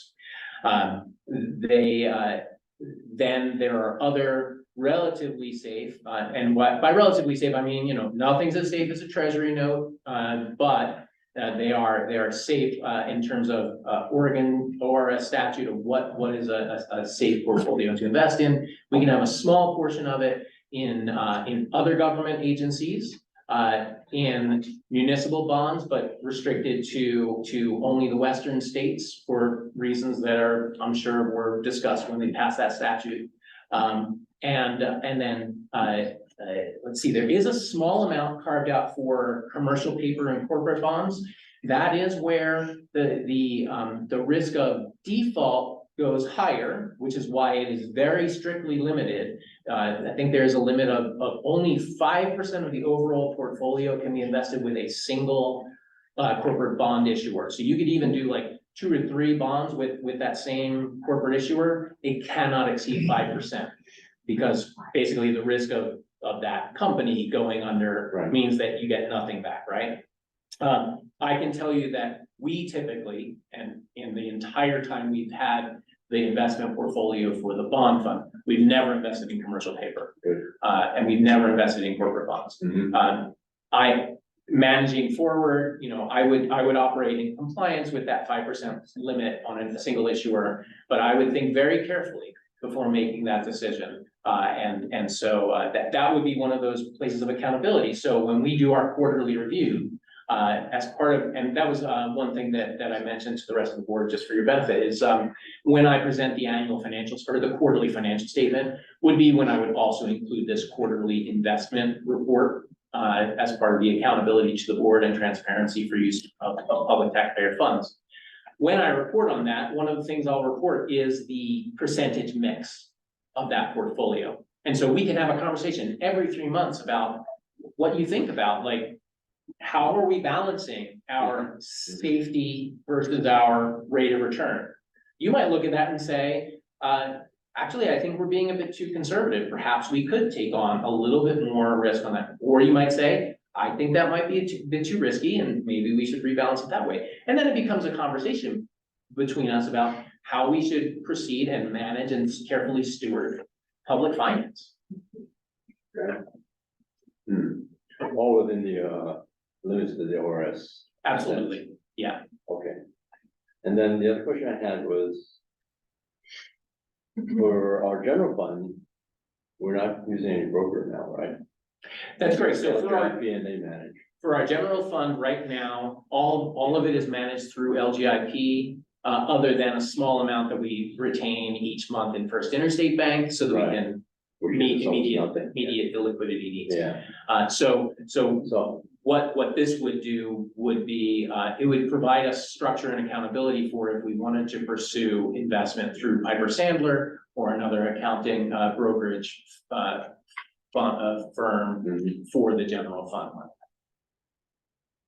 And so my question then would become, when we go to do an investment, look for a brokerage firm, we're not saying Piper Sandler is going to be our agent, right? This resolution doesn't say that, does it? It does not. This resolution does not say that. So this resolution says that we adopt the policy that appoints the business services manager as the investment officer. The investment officer carries certain responsibilities that include annual review of the district's broker, determination of whether the broker is in compliance with FINRA and other financial regulations, and periodic review of what the market profile is for other brokerages that are available, so that we can identify whether we want to continue in a business relationship with them. Now, just like any other vendor relationship, depending on where we land on our procurement level, would determine whether that procurement could be approved by the department manager, the director, or the board. So that's part of our purchasing rules. So in order to decide upon which broker, Piper Sandler right now is handling the bond Yes, that we essentially appointed them. yes. We need to go after an RFP on this. Well, and again, that would be within keeping of the procurement rules. So we only pursue an RFP when the overall value of the contract rises above a certain level. I'd need to determine what's the amount that we think that this contract would come in at. Because it's not the amount of money that the brokerage would manage that determines that, it's how much we're paying the brokerage. And so that's what we would need to determine where that will land, whether we need an RFP. Okay. So going forward then, we have to decide, you have to decide on that, Yes, and then Piper Sandler may or may not be the brokerage firm would deal with, we would go after an RFP if required. yes. But that wouldn't apply to the bond fund right now. That is correct. The board already determined that Piper Sandler was their broker for the bond funds. Okay, and this resolution in no way affects that. Okay, we will move along to education and board liability training. Oh, so I will vote yes on that. Oh, hold on one second. There was a vote. For this? Oh, I thought we'd already had a vote. Ray never voted, that's what I was. I thought he had abstained. No, I can't abstain, Okay. so I voted yes. Okay, do we have a motion to adopt the district investment policy? I move to adopt the proposed district investment policy. Second. All those in favor? Aye. Motion carries. Okay, now on to education. Hello. Thank you, brother. Let me know if that clicker is working. Yeah. There it is, all right, cool. Okay, good. Thank you for having me. My name is Geoff Sinclair. I'm a insurance agent with Brown and Brown. And I've been, I wouldn't say bugging the staff, but asking the staff to come before you as a board for quite a while. Not for any reasons that are negative, actually quite the opposite. I used to be a claims and litigation manager for about 21 years. And I've been through a lot of public agencies and seen a lot of boards, a lot of employees, and people have claims and have issues happen to them. And one of the reasons why I switched kind of chairs at the same table to become an agent is because I wanted to get to people before they made mistakes, before they got in litigation, before they had claims and loss. And more importantly, before they had personal liability, because it happens. And so what my role today is to provide you with kind of an idea of where the laws are, where the statutes are, where your coverage is as a board, when you're board members, when you're not board members. Questions to ask, scenarios when you're approached in public. They ask you about, district business, what should you do, those kind of things. Because your First Amendment rights are one thing, and that's great, and you can exercise those whenever you like. But whether or not the umbrella, and I heard this term a lot today, but whether or not the umbrella extends over you, the district's insurance, at the time you're making those statements or writing those late night Facebook messages or whatever it is, that may or may not be covered. So this is about me helping you guys see the bright line of when you're on your own, politically, let's say, which you're always on politically, and where the legal liability and coverage for the district might be, okay? So this is all about interaction, so please ask questions as we go. So the different agencies here are us as your broker, risk management, help, policy help, other things like that we do, bringing to the marketplace. Special Districts Insurance Services, SDIS, SDAO, you may have heard. Have any of you guys ever been to the Special Districts Conference before? Been to a conference before? Great. So that is something where that's board education. I recommend you do that if you can. If you haven't been before, please go. It's good and it's pretty decent speakers there, obviously. But that is your pool. And notice, I'm not saying insurance. That's your pool. So you do not have insurance in the traditional sense of the word. You belong to the Special Districts Insurance Services Trust, which is a collection of like entities, in this case, special districts. There's 32 different member types,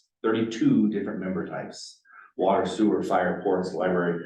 There's I think people like do some animal control from helicopters and sand mitigation. It's all kinds of crazy fun stuff.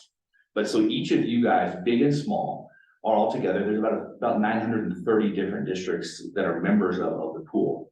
It started in 1985 when the commercial insurance market said, we don't want to insure public agencies anymore. They're too risky. So all the commercial marketplaces that were insuring all of us forever just said, nah, we're not gonna be here, and they leave. So around the entire world, pools were created in 1985. I've met people from Australia, from New Zealand, other places that started the month that special district started in 1985 for their insurance trust. Very interesting. So that's what it was built for. What this does is, this is like I say, a group of people that has a coverage document, not an insurance policy, but a coverage document, which outlines what the coverages are for you and for your employees, for your volunteers, what have you, but really for the district.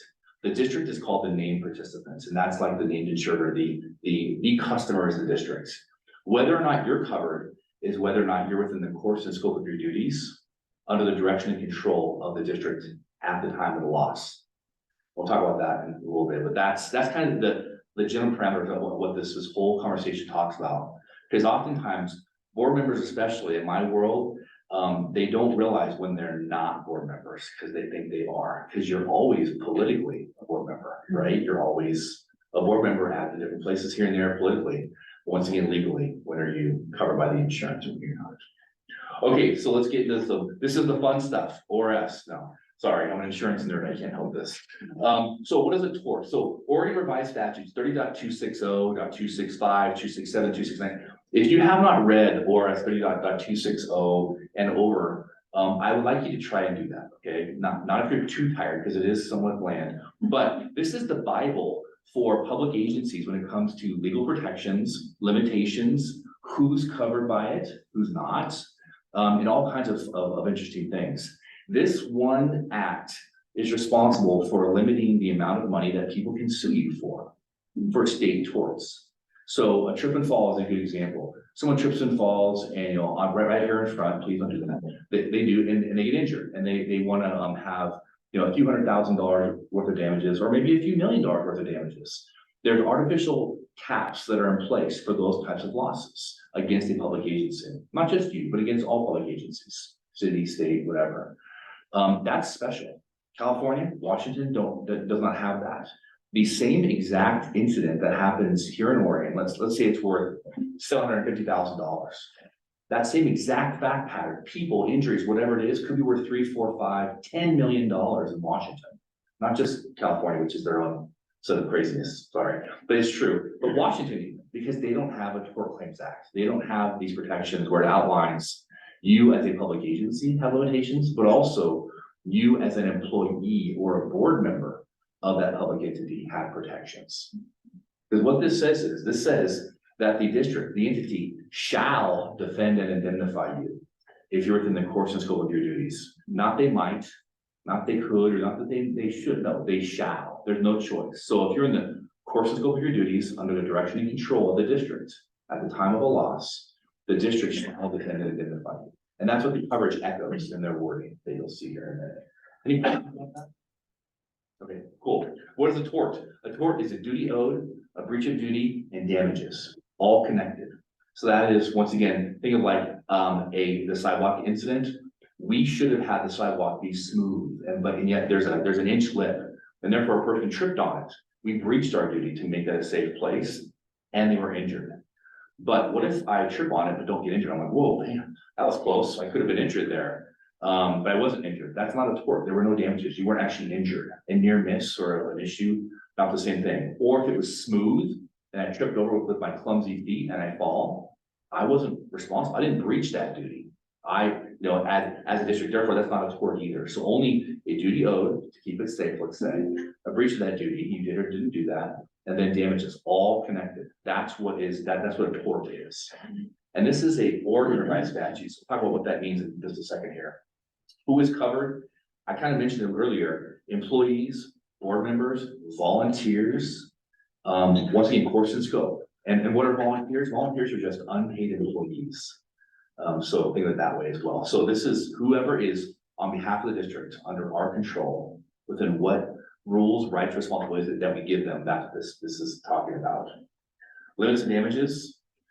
Right now, the limitation for bodily injury per occurrence. This is a weird number, kind of part of a weird CPI state deal. It goes up every year. It's $1.66 million in change for any one occurrence. You can have 10 people injured at the same exact event.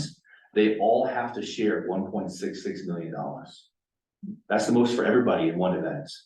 Per person, it's $830,000 per person. So if you have 3 people that are injured, and they all have bad injuries, or maybe, maybe even deaths, whatever. The most any one individual could get, or one estate could get, at 830, but you're never gonna pay more than 1.66400.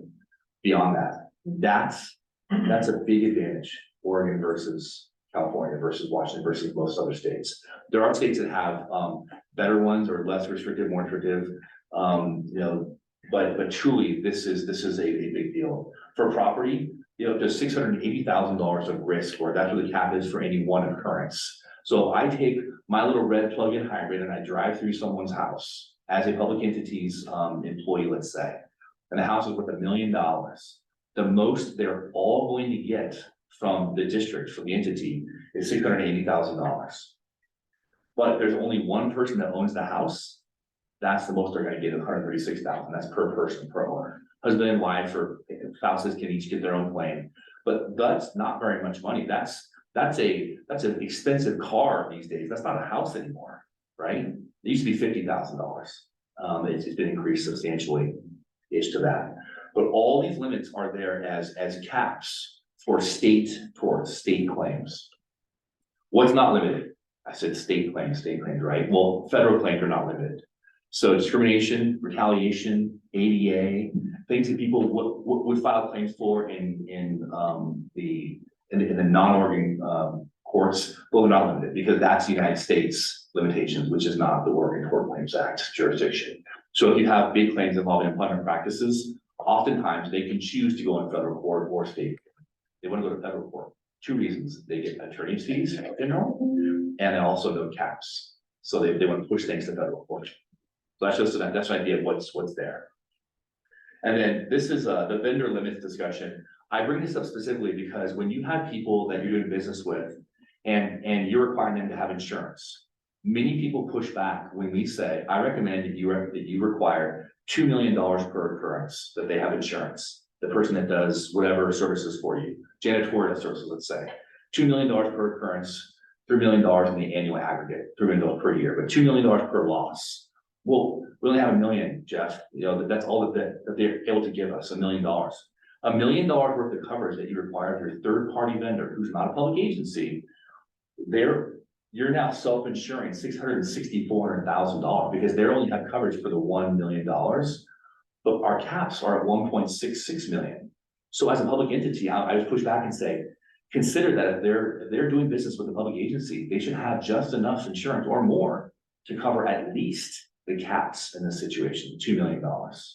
And if they're not big enough to do that, or they don't do something that, you know, is that risky, have a separate conversation about that. They're just doing balloon animals. They're not like constructing things or however you might want to do that, but have a separate process. So we talk about the idea of vendor limits discussions because of this big number, 1.664. And you buy insurance, by the way, in $1 million chunks. So you can't buy 1.6 million. You buy 1 million, then 2, 3, 4, 5. Any questions about that? That's make sense? Okay. All right. My whole goal for you guys is to get under the umbrella or know when you're not under the umbrella. And the umbrella is the insurance coverage through special districts that you guys purchase. Okay. All right. This is the actual wording from the policy about what a participant is. So what I mean by participant is the name participant, once again, is the district, right? Library district. That's us, right? But the participants, if you'll see right here, is each of the following is also covered while acting under the direction and control. You've heard that from me 4 times already. Of the name participant and within the course and scope of their duties as a director, executive officer, employee, agent, volunteer. So what that means is that you can be under the umbrella as well if you qualify during the incident as a participant under the direction and control of the district or not. An employee can, a volunteer can. Okay, so that's great. This is very broad coverage. It's meant to be that way.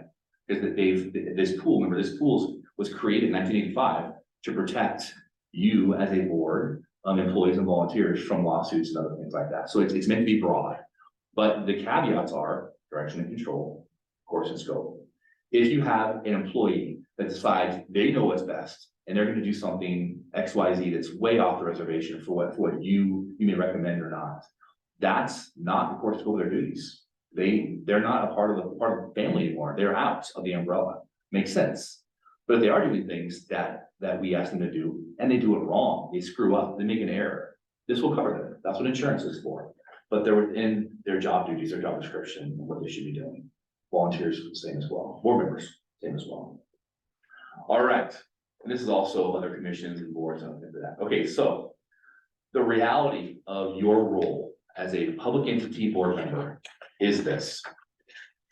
When you're running for your position, right? You may be talking in public forums, might be going to different functions and talking about, hey, this is why I believe I should be elected to this role, to this position, because I believe in this and that and this. When you're doing that, you're certainly not a board member.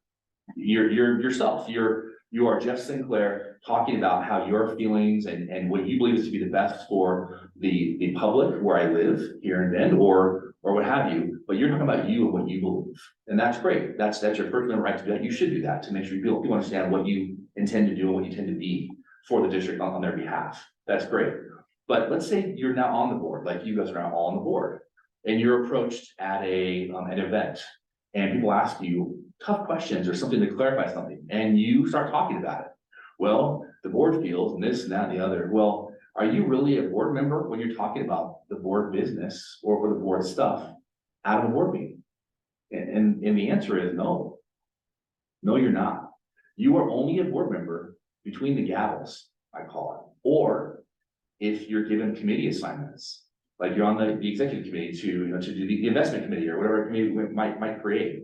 So the board has said between gavels that we are going to assign, one of us to be a representative of this entity at the Elks Club, and they're going to talk about the new bond.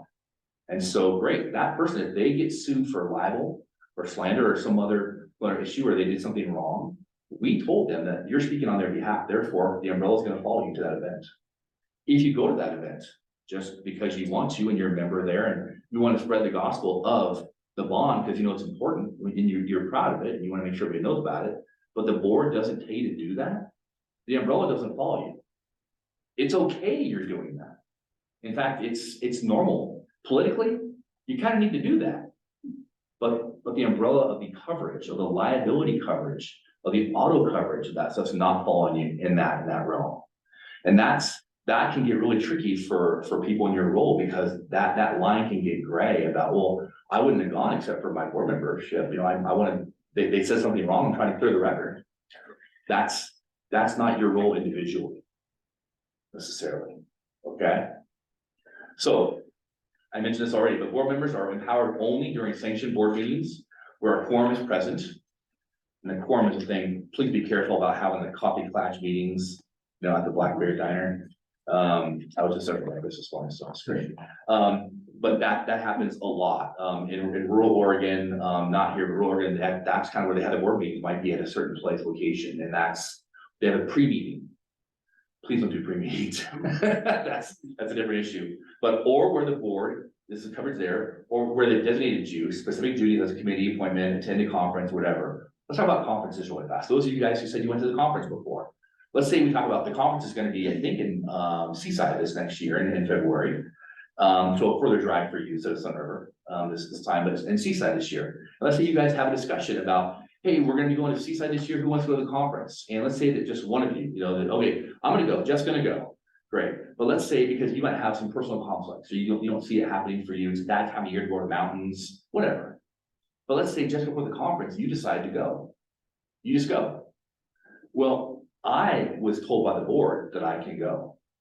You guys told me I could go. You gave me authority to go. The umbrella is now over my head as I'm going from door to door. So when I leave my house, the umbrella is over me for auto liability, general liability, all the coverages follow me. But you who had your schedule open up and you can make it now and want to go, and you just go, I'm nervous for the fact you may not have the coverage over your head. Now, as your agent, let me back up. As your insurance agent, I'm going to argue that the board meant, that they offered it to you, you just stick things opened up. But I'm here to tell you about, we need to leave breadcrumbs for the adjusters and the attorneys about the fact that the board's intent was to have all of us go and something opened up, therefore I would like to go. So my point is to be intentional about if things happen where you want to do something or want to go somewhere, talk to the board chair, talk to the CEO, about my intention and why, and then let's write some things down. Let's be intentional about what we need to do. Because we leave breadcrumbs for that, and there's no questions when things might happen. Because I want you to go to these things. I want you to be a part of it and talk about all the things that are being done or get educated on more ideas with the LGIP, because they're there talking about this stuff. So that you guys have some great conversations. I've been in classes and I've given classes about the topics that you've heard in today's meeting at that conference for 25 years. But those are things where going is a great idea, but having said that, be intentional about what your thoughts are. So that you're not caught with that, my heart is in the right spot, but I may not have the umbrella over my head at the same time. So how intentional do we have to be with that? For example,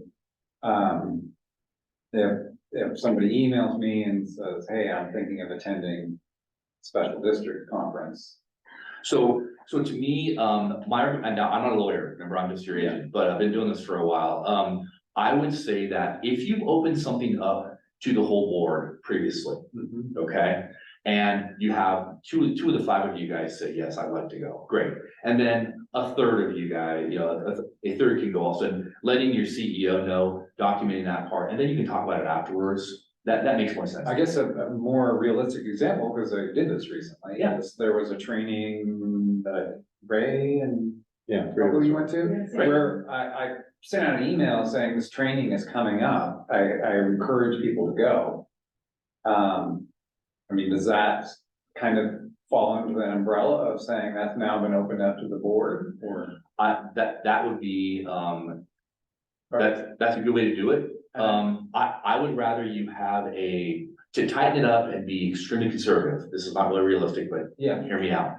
Is that the last page of your board meetings, you have like dates of importance or dates, dates to do or to think about, whatever it is. And go out 6 months, go out a year. If you know the conference is special district is February 13th. Yeah. And you'll have that start to be at the end. So it's in the meeting minutes that your intent is to have these things go. What happens is boards that are all functioning and having the normal, back and forth is fine. When you have a person or two people who are kind of loners and they decide, I want to go to Chicago to go to a conference on libraries as a board member.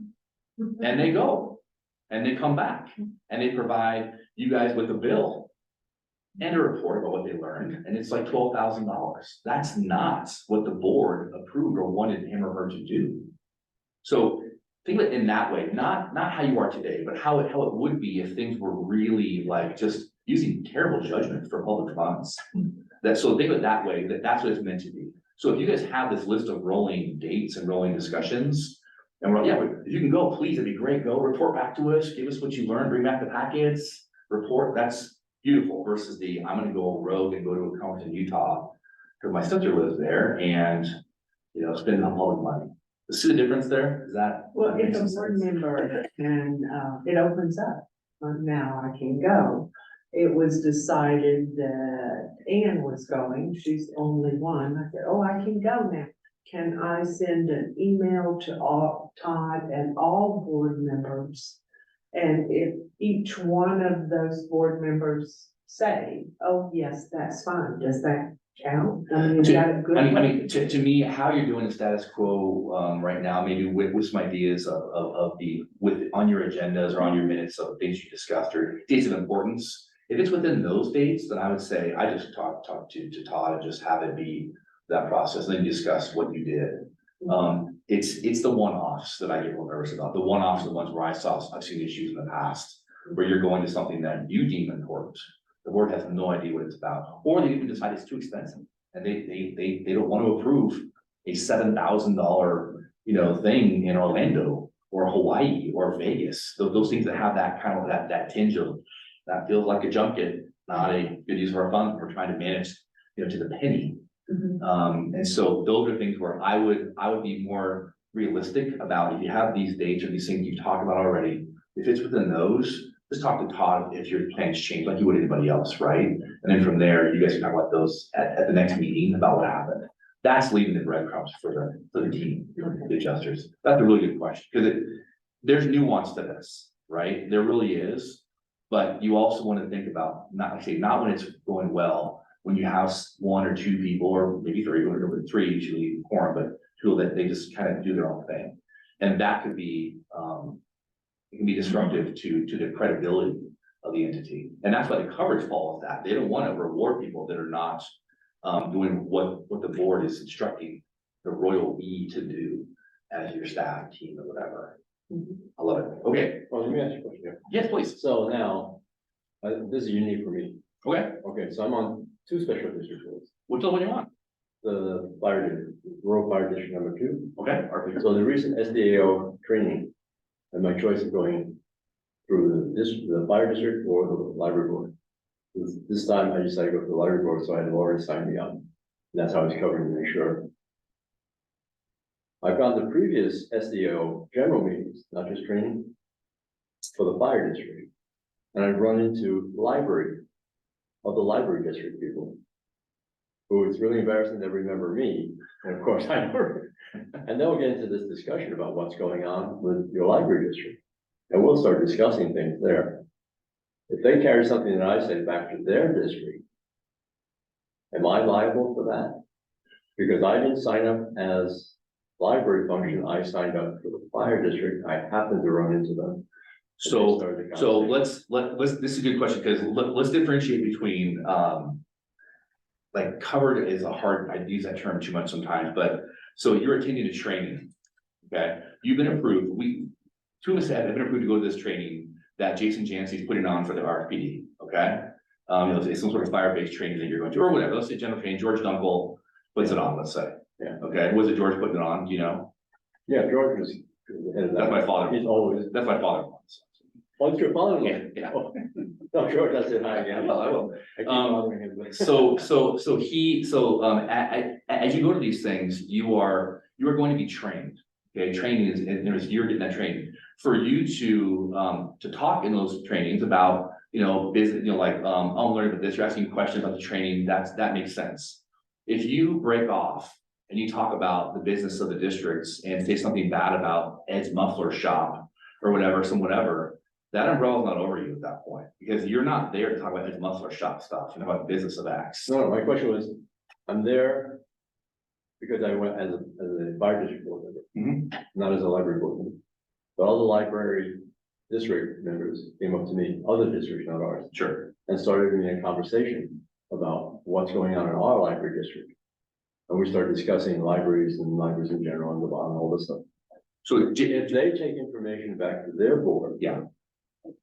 That they got from me, is that information that I give to them?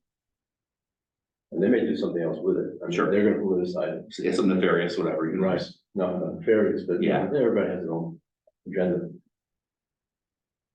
If something comes out of that, am I covered?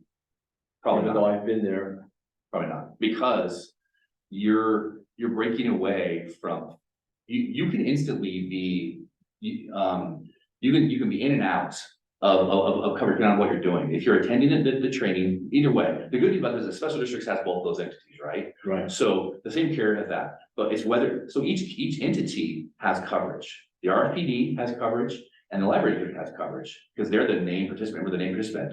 Whether or not you are a board member within the course and scope of your duties, under the direction and control of either of them, that's the question that the adjusters and attorney will be asking themselves.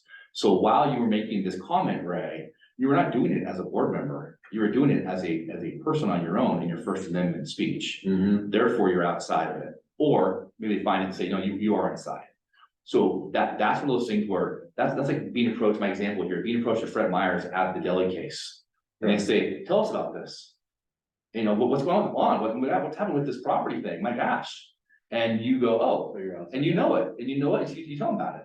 And somehow you defame somebody or make someone angry and they bring some case or some ethics issue against you. You're not a board member there because you're stepping outside of your role as a board member, between the gavels, not in a committee, not doing your thing.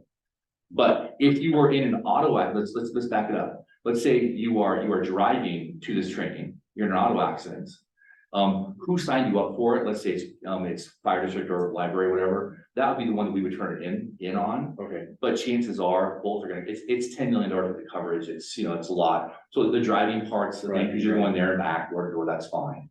But driving here to a board meeting, a regular board meeting, there's no coverage for you driving here, because this is your commute, like an employee commutes. But if we send you to a training in Bandon or in wherever, that's different. You're being told to go somewhere. It's like employees. Employees going to the normal workplace, that's not covered. But if we send them around the different areas to trainings or other offices, it's not their normal work. That's on us. Or we're confident otherwise. So if, someone corners you in Fred Myers and asks you about the bond or how this property sale or whatever is going, are you better off to just say, I'm really not at liberty to say at this point?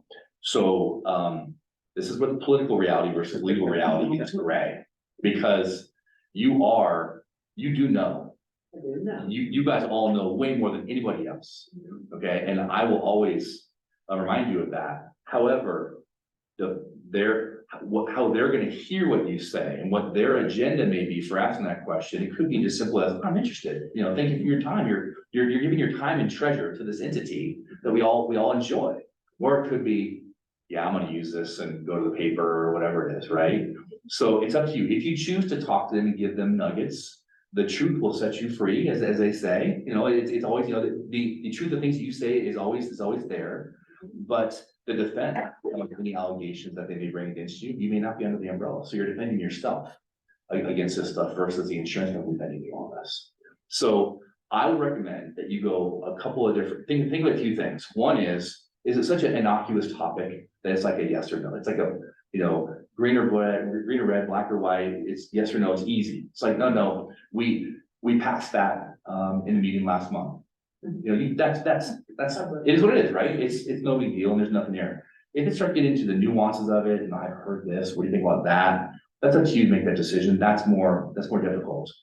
What I would consider you do is ask them to come to a meeting. Ask them to come here. Ask them to fill a chair and then ask the question, we have public comments. I'd love to have your input on that. Do you have any questions about that? If they don't know, maybe 1,000 others don't know. So ask them to be that light, like, wow, that's a great question. You know, I'd love, can you come and ask us that or write it down and, you know, give us a public comment. We're here to help and serve you. That's our role. And so do that. Or you say, I'm gonna write down your question. This is what I recommend in a hot political environment. You say, thank you very much. What's your name? You get out the thing, you write down and your cell phone and your email. Great. Okay, I'll write your question down and I'm gonna have the CEO, Todd, we'll get back to you, or staff will get back to you shortly. I'm hopefully in the next few, day or so, but, and then you float off into the ether. Because your role is not to be the keyboard warrior. Your role is not to be the sword and shield and not to explain detailed policy. That's not your role as an individual. It is in here. It is in discussion. It is in the things that we post as part of our rules and regulations that we have. But you alone in front of the deli case at Safeway, you're buying corn dog for your grandkid. That's not a good way for you to get into politics because people will hear what they want to hear.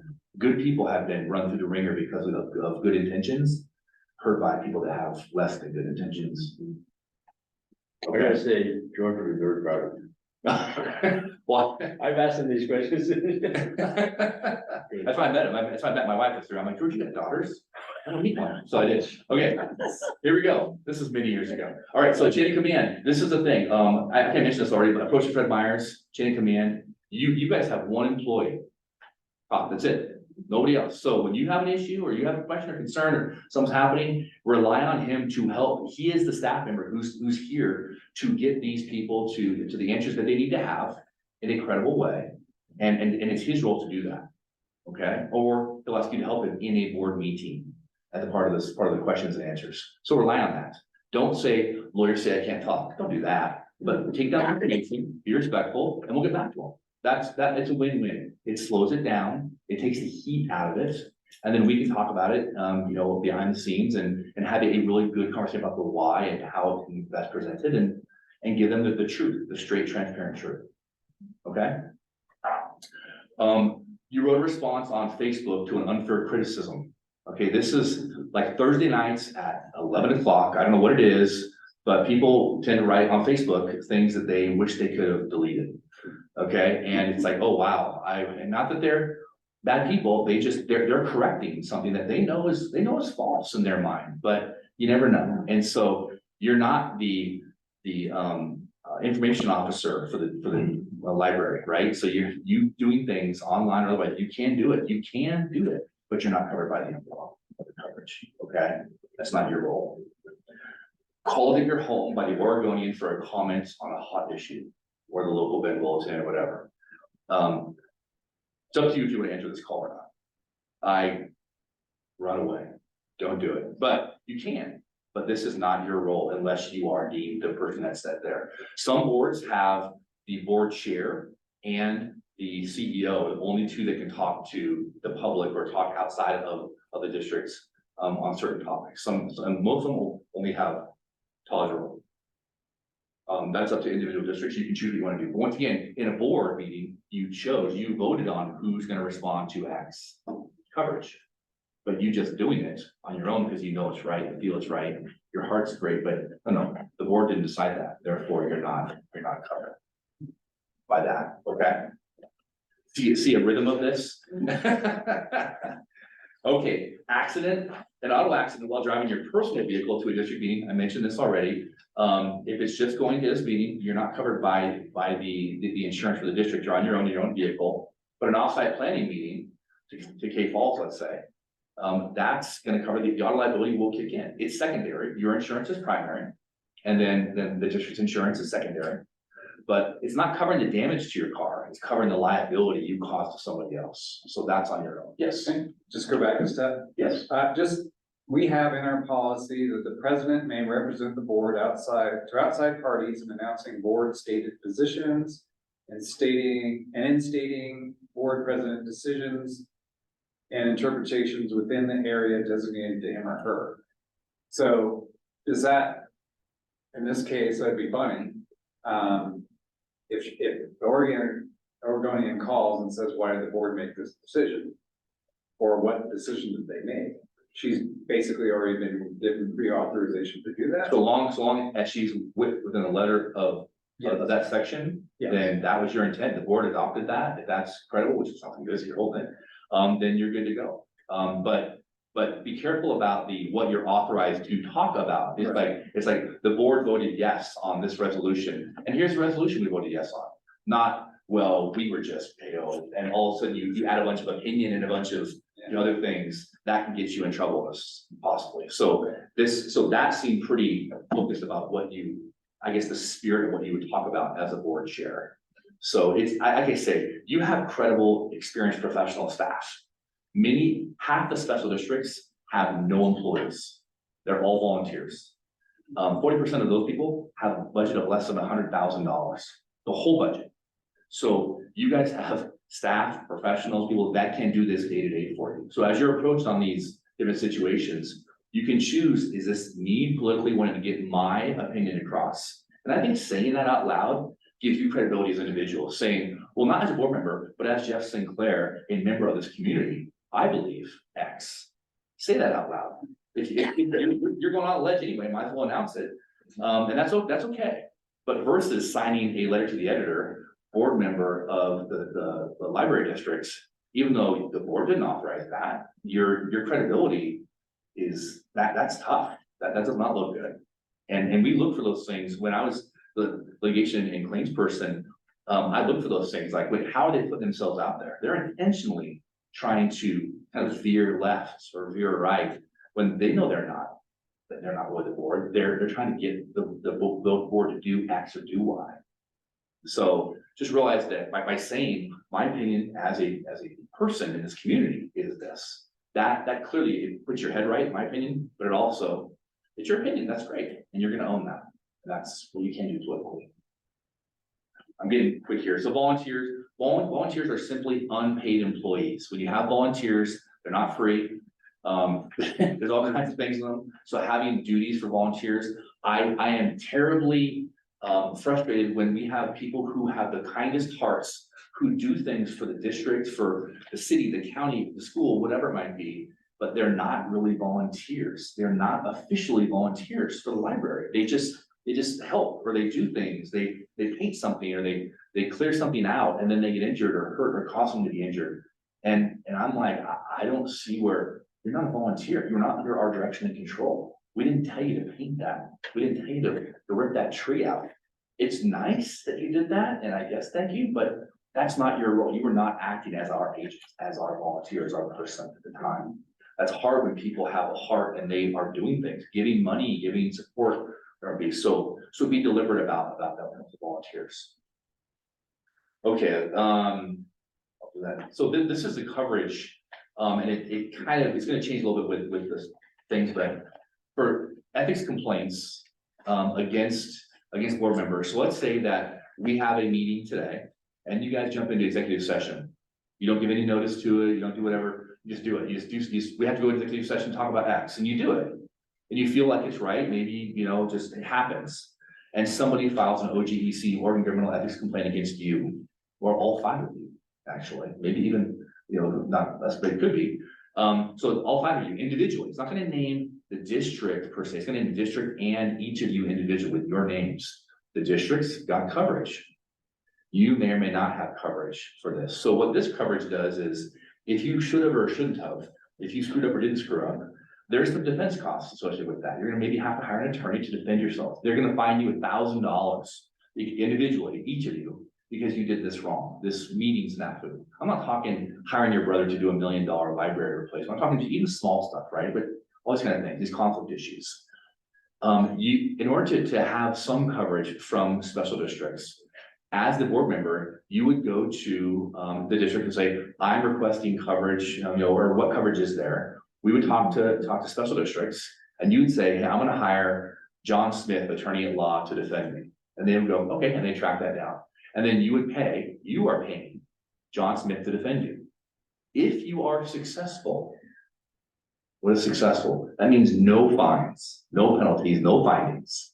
If you're successful, they'll reimburse you up to certain amounts. I think it's almost 5,000 per official now, but let's just say it's that right now. They just, with the insurance for the work comp, they mess with it. But either way, it's a reimbursement if you're successful. If your fine is negotiated down from $1,000 to $50, which happens all the time, that's not prevailing. You didn't win. So that's all on you. They're not going to reimburse you any of your legal expenses. This is for the defense of public people like yourselves who are targeted by the public, irrationally, trying to use the system to financially get you to quit or do something different. This is to help pay for those kind of things, not the screw ups that you do, right? The screw ups that you do is on you, or on me, or whatever it is, right? So this is to help with those people that are targeted by people who are trying to get you to politically do something differently, whatever it is, and that happens. So that's why this was made. Any questions about that? That's a nuance, but it's important. But so notice to the trust, approval of the attorney, and then no money unless we prevail. We're almost done here. So direction and control, course and scope. Before you hit send, think about it. How many of us have written emails? It's just like, and another thing, and another thing. And then you stop and go, and then you hit delete. Right? That's cathartic. I love that. You better hit delete. Because if you hit send and you're not within your course scope, that's on you, okay? So it's okay to write those emails that you delete, but don't hit reply all and don't hit send, okay? The reply all button should be out loud. It should have like, are you sure? Are you sure? You're sure? This is my last slide, besides my question slide, but as a board, be deliberate about who you're asking to speak for you and when at the district, at the Eagles, at the, whatever it might be, the business development stuff, at the school board, whatever it is. If you're gonna ask someone to speak on your behalf, just agree to it. Hey, I wanna have you speak for us. Here are the notes we all discussed, and you're gonna talk about these 4 bullet points.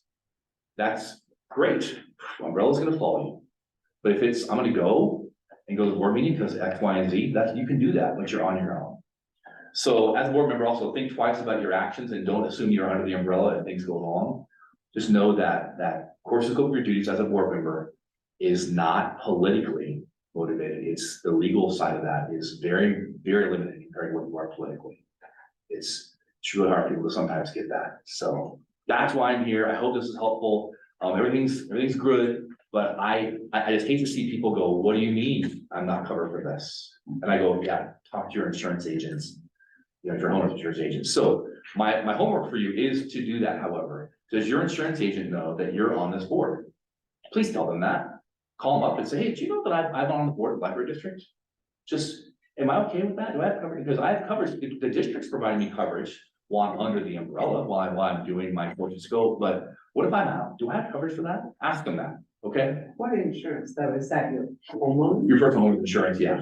Yeah, and there's usually a rider that they may or may not have. I'm with Chubb, and so Chubb has that built into what I buy, but there's other companies that you buy, you get a rider, there's farmers, and it's just, it's a board type thing. Any board you're on, if you're on any kind of board, but that's just an FYI. Because mistakes happen, and I don't want to see you regret being on this board. We need you, and we want you, and thank you. Thank you. All right, sorry, a little long there. Thank you. Thank you.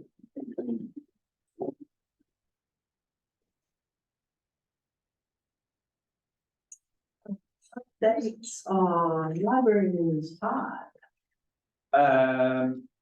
Yes, well, the big ones are the building projects we just talked about.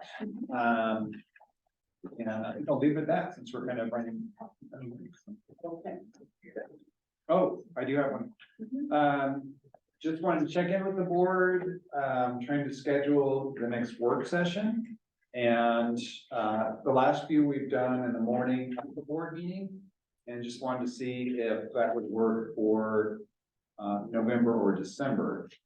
Because we do need to we have a couple of things coming up. One, discussing the naming of the Stevens Ranch Library, and the other is the annual results prioritization. Oh, Yeah. and you're saying that's November and December? November or December, depending on what works best for the board. You're not here. November would be Let's best. do November. Oh, okay, you're not here in December? Okay, You're not here in So, October or December. The date. okay, 13th. that, November 13th? No, sorry, that was December. She asked me about I December. will be gone. We will be meeting in Sisters in, November. In November? Yes, November 8th. next, yeah, November 18th. eight. I am signing you all to come to October, will be in La Pine, and then November will be in Sisters. Okay. October is Lapine. Yes, But what you're asking is if we were to have a work session, let's say November. it's starting in November at say 10 o'clock. Give you time to drive there and get there. Will that work? for me personally, I like having the work sessions before the board meetings. I know it makes a long day, but I do too. Yes, So the work session would be in Sisters. that'll be October, October 11th. yes. Okay, great, I will start scheduling. November 8th. Okay. what's the November date? No, sorry, 10? November 8th. Okay, and so we would do that. We'd start at 10 o'clock. Oh, yes, sorry, I thought, yes, I didn't know what 10 was. Yeah, November 8th at 10 a.m. And the October meeting is, what's the date on that? October 11th. 11th, okay. In La Pine. I'll do that. Okay, great. Yeah, well, Library Foundation. Here. I don't think we have much going on with Chantal. I don't know if we have much going on with the foundation right now. It's kind of a quiet time for them. Looking at author. I know sneak previews, yeah. Close. Any kind of critical communication that we might have. I do not identify any Okay. major business. Okay. Self-review meeting. Thank you. Okay, that was an interesting meeting. One of the things, Greg made a comment during one of his presentations about, something that slipped through a timeline or something. I have to applaud everybody. I have to applaud you, Robert, the staff. You guys have had so many moving balls going on. I think that you've had one thing slip through is pretty amazing. I just really want to say how much I appreciate everybody's doing. I mean, there's so many moving parts. You've got buildings being built, you've got buildings you're trying to move, you're trying to move people in, you're trying to move trailers around. It's really amazing how you guys have orchestrated all this, and I just really appreciate that. And this meeting with Robert's presentation and your presentation really shows that too. Okay, Ray. What can I say? I wasn't here.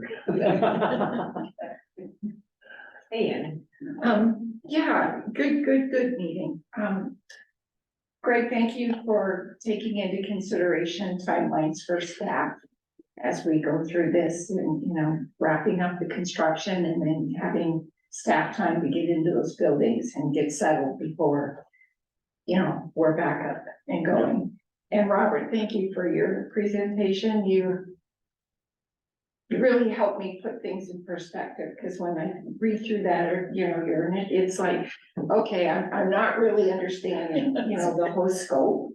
But I appreciate you kind of making sense of it all and making it transparent to what we're doing. I look forward to doing that on a quarterly basis. Good. I will reiterate Robert's presentation and thank you for the transparency and openness. I appreciate that. And I, again, along the lines that Cynthia and Ian have talked about the staff, I know that we typically have Todd or Lynn, Chantal, and Robert here, but there's so many others that are out there that are working so hard and lifting such heavy boxes, and somehow I don't know that our appreciation gets translated down to all of them. And so I would love to ask you guys to make sure that you know that we appreciate them, even if they're not in history. So, but thank you all. Great. I will say we will have many of our staff at the grand opening events, and that'll be a great opportunity for people as well to show your appreciation. So, And staff. and And bye.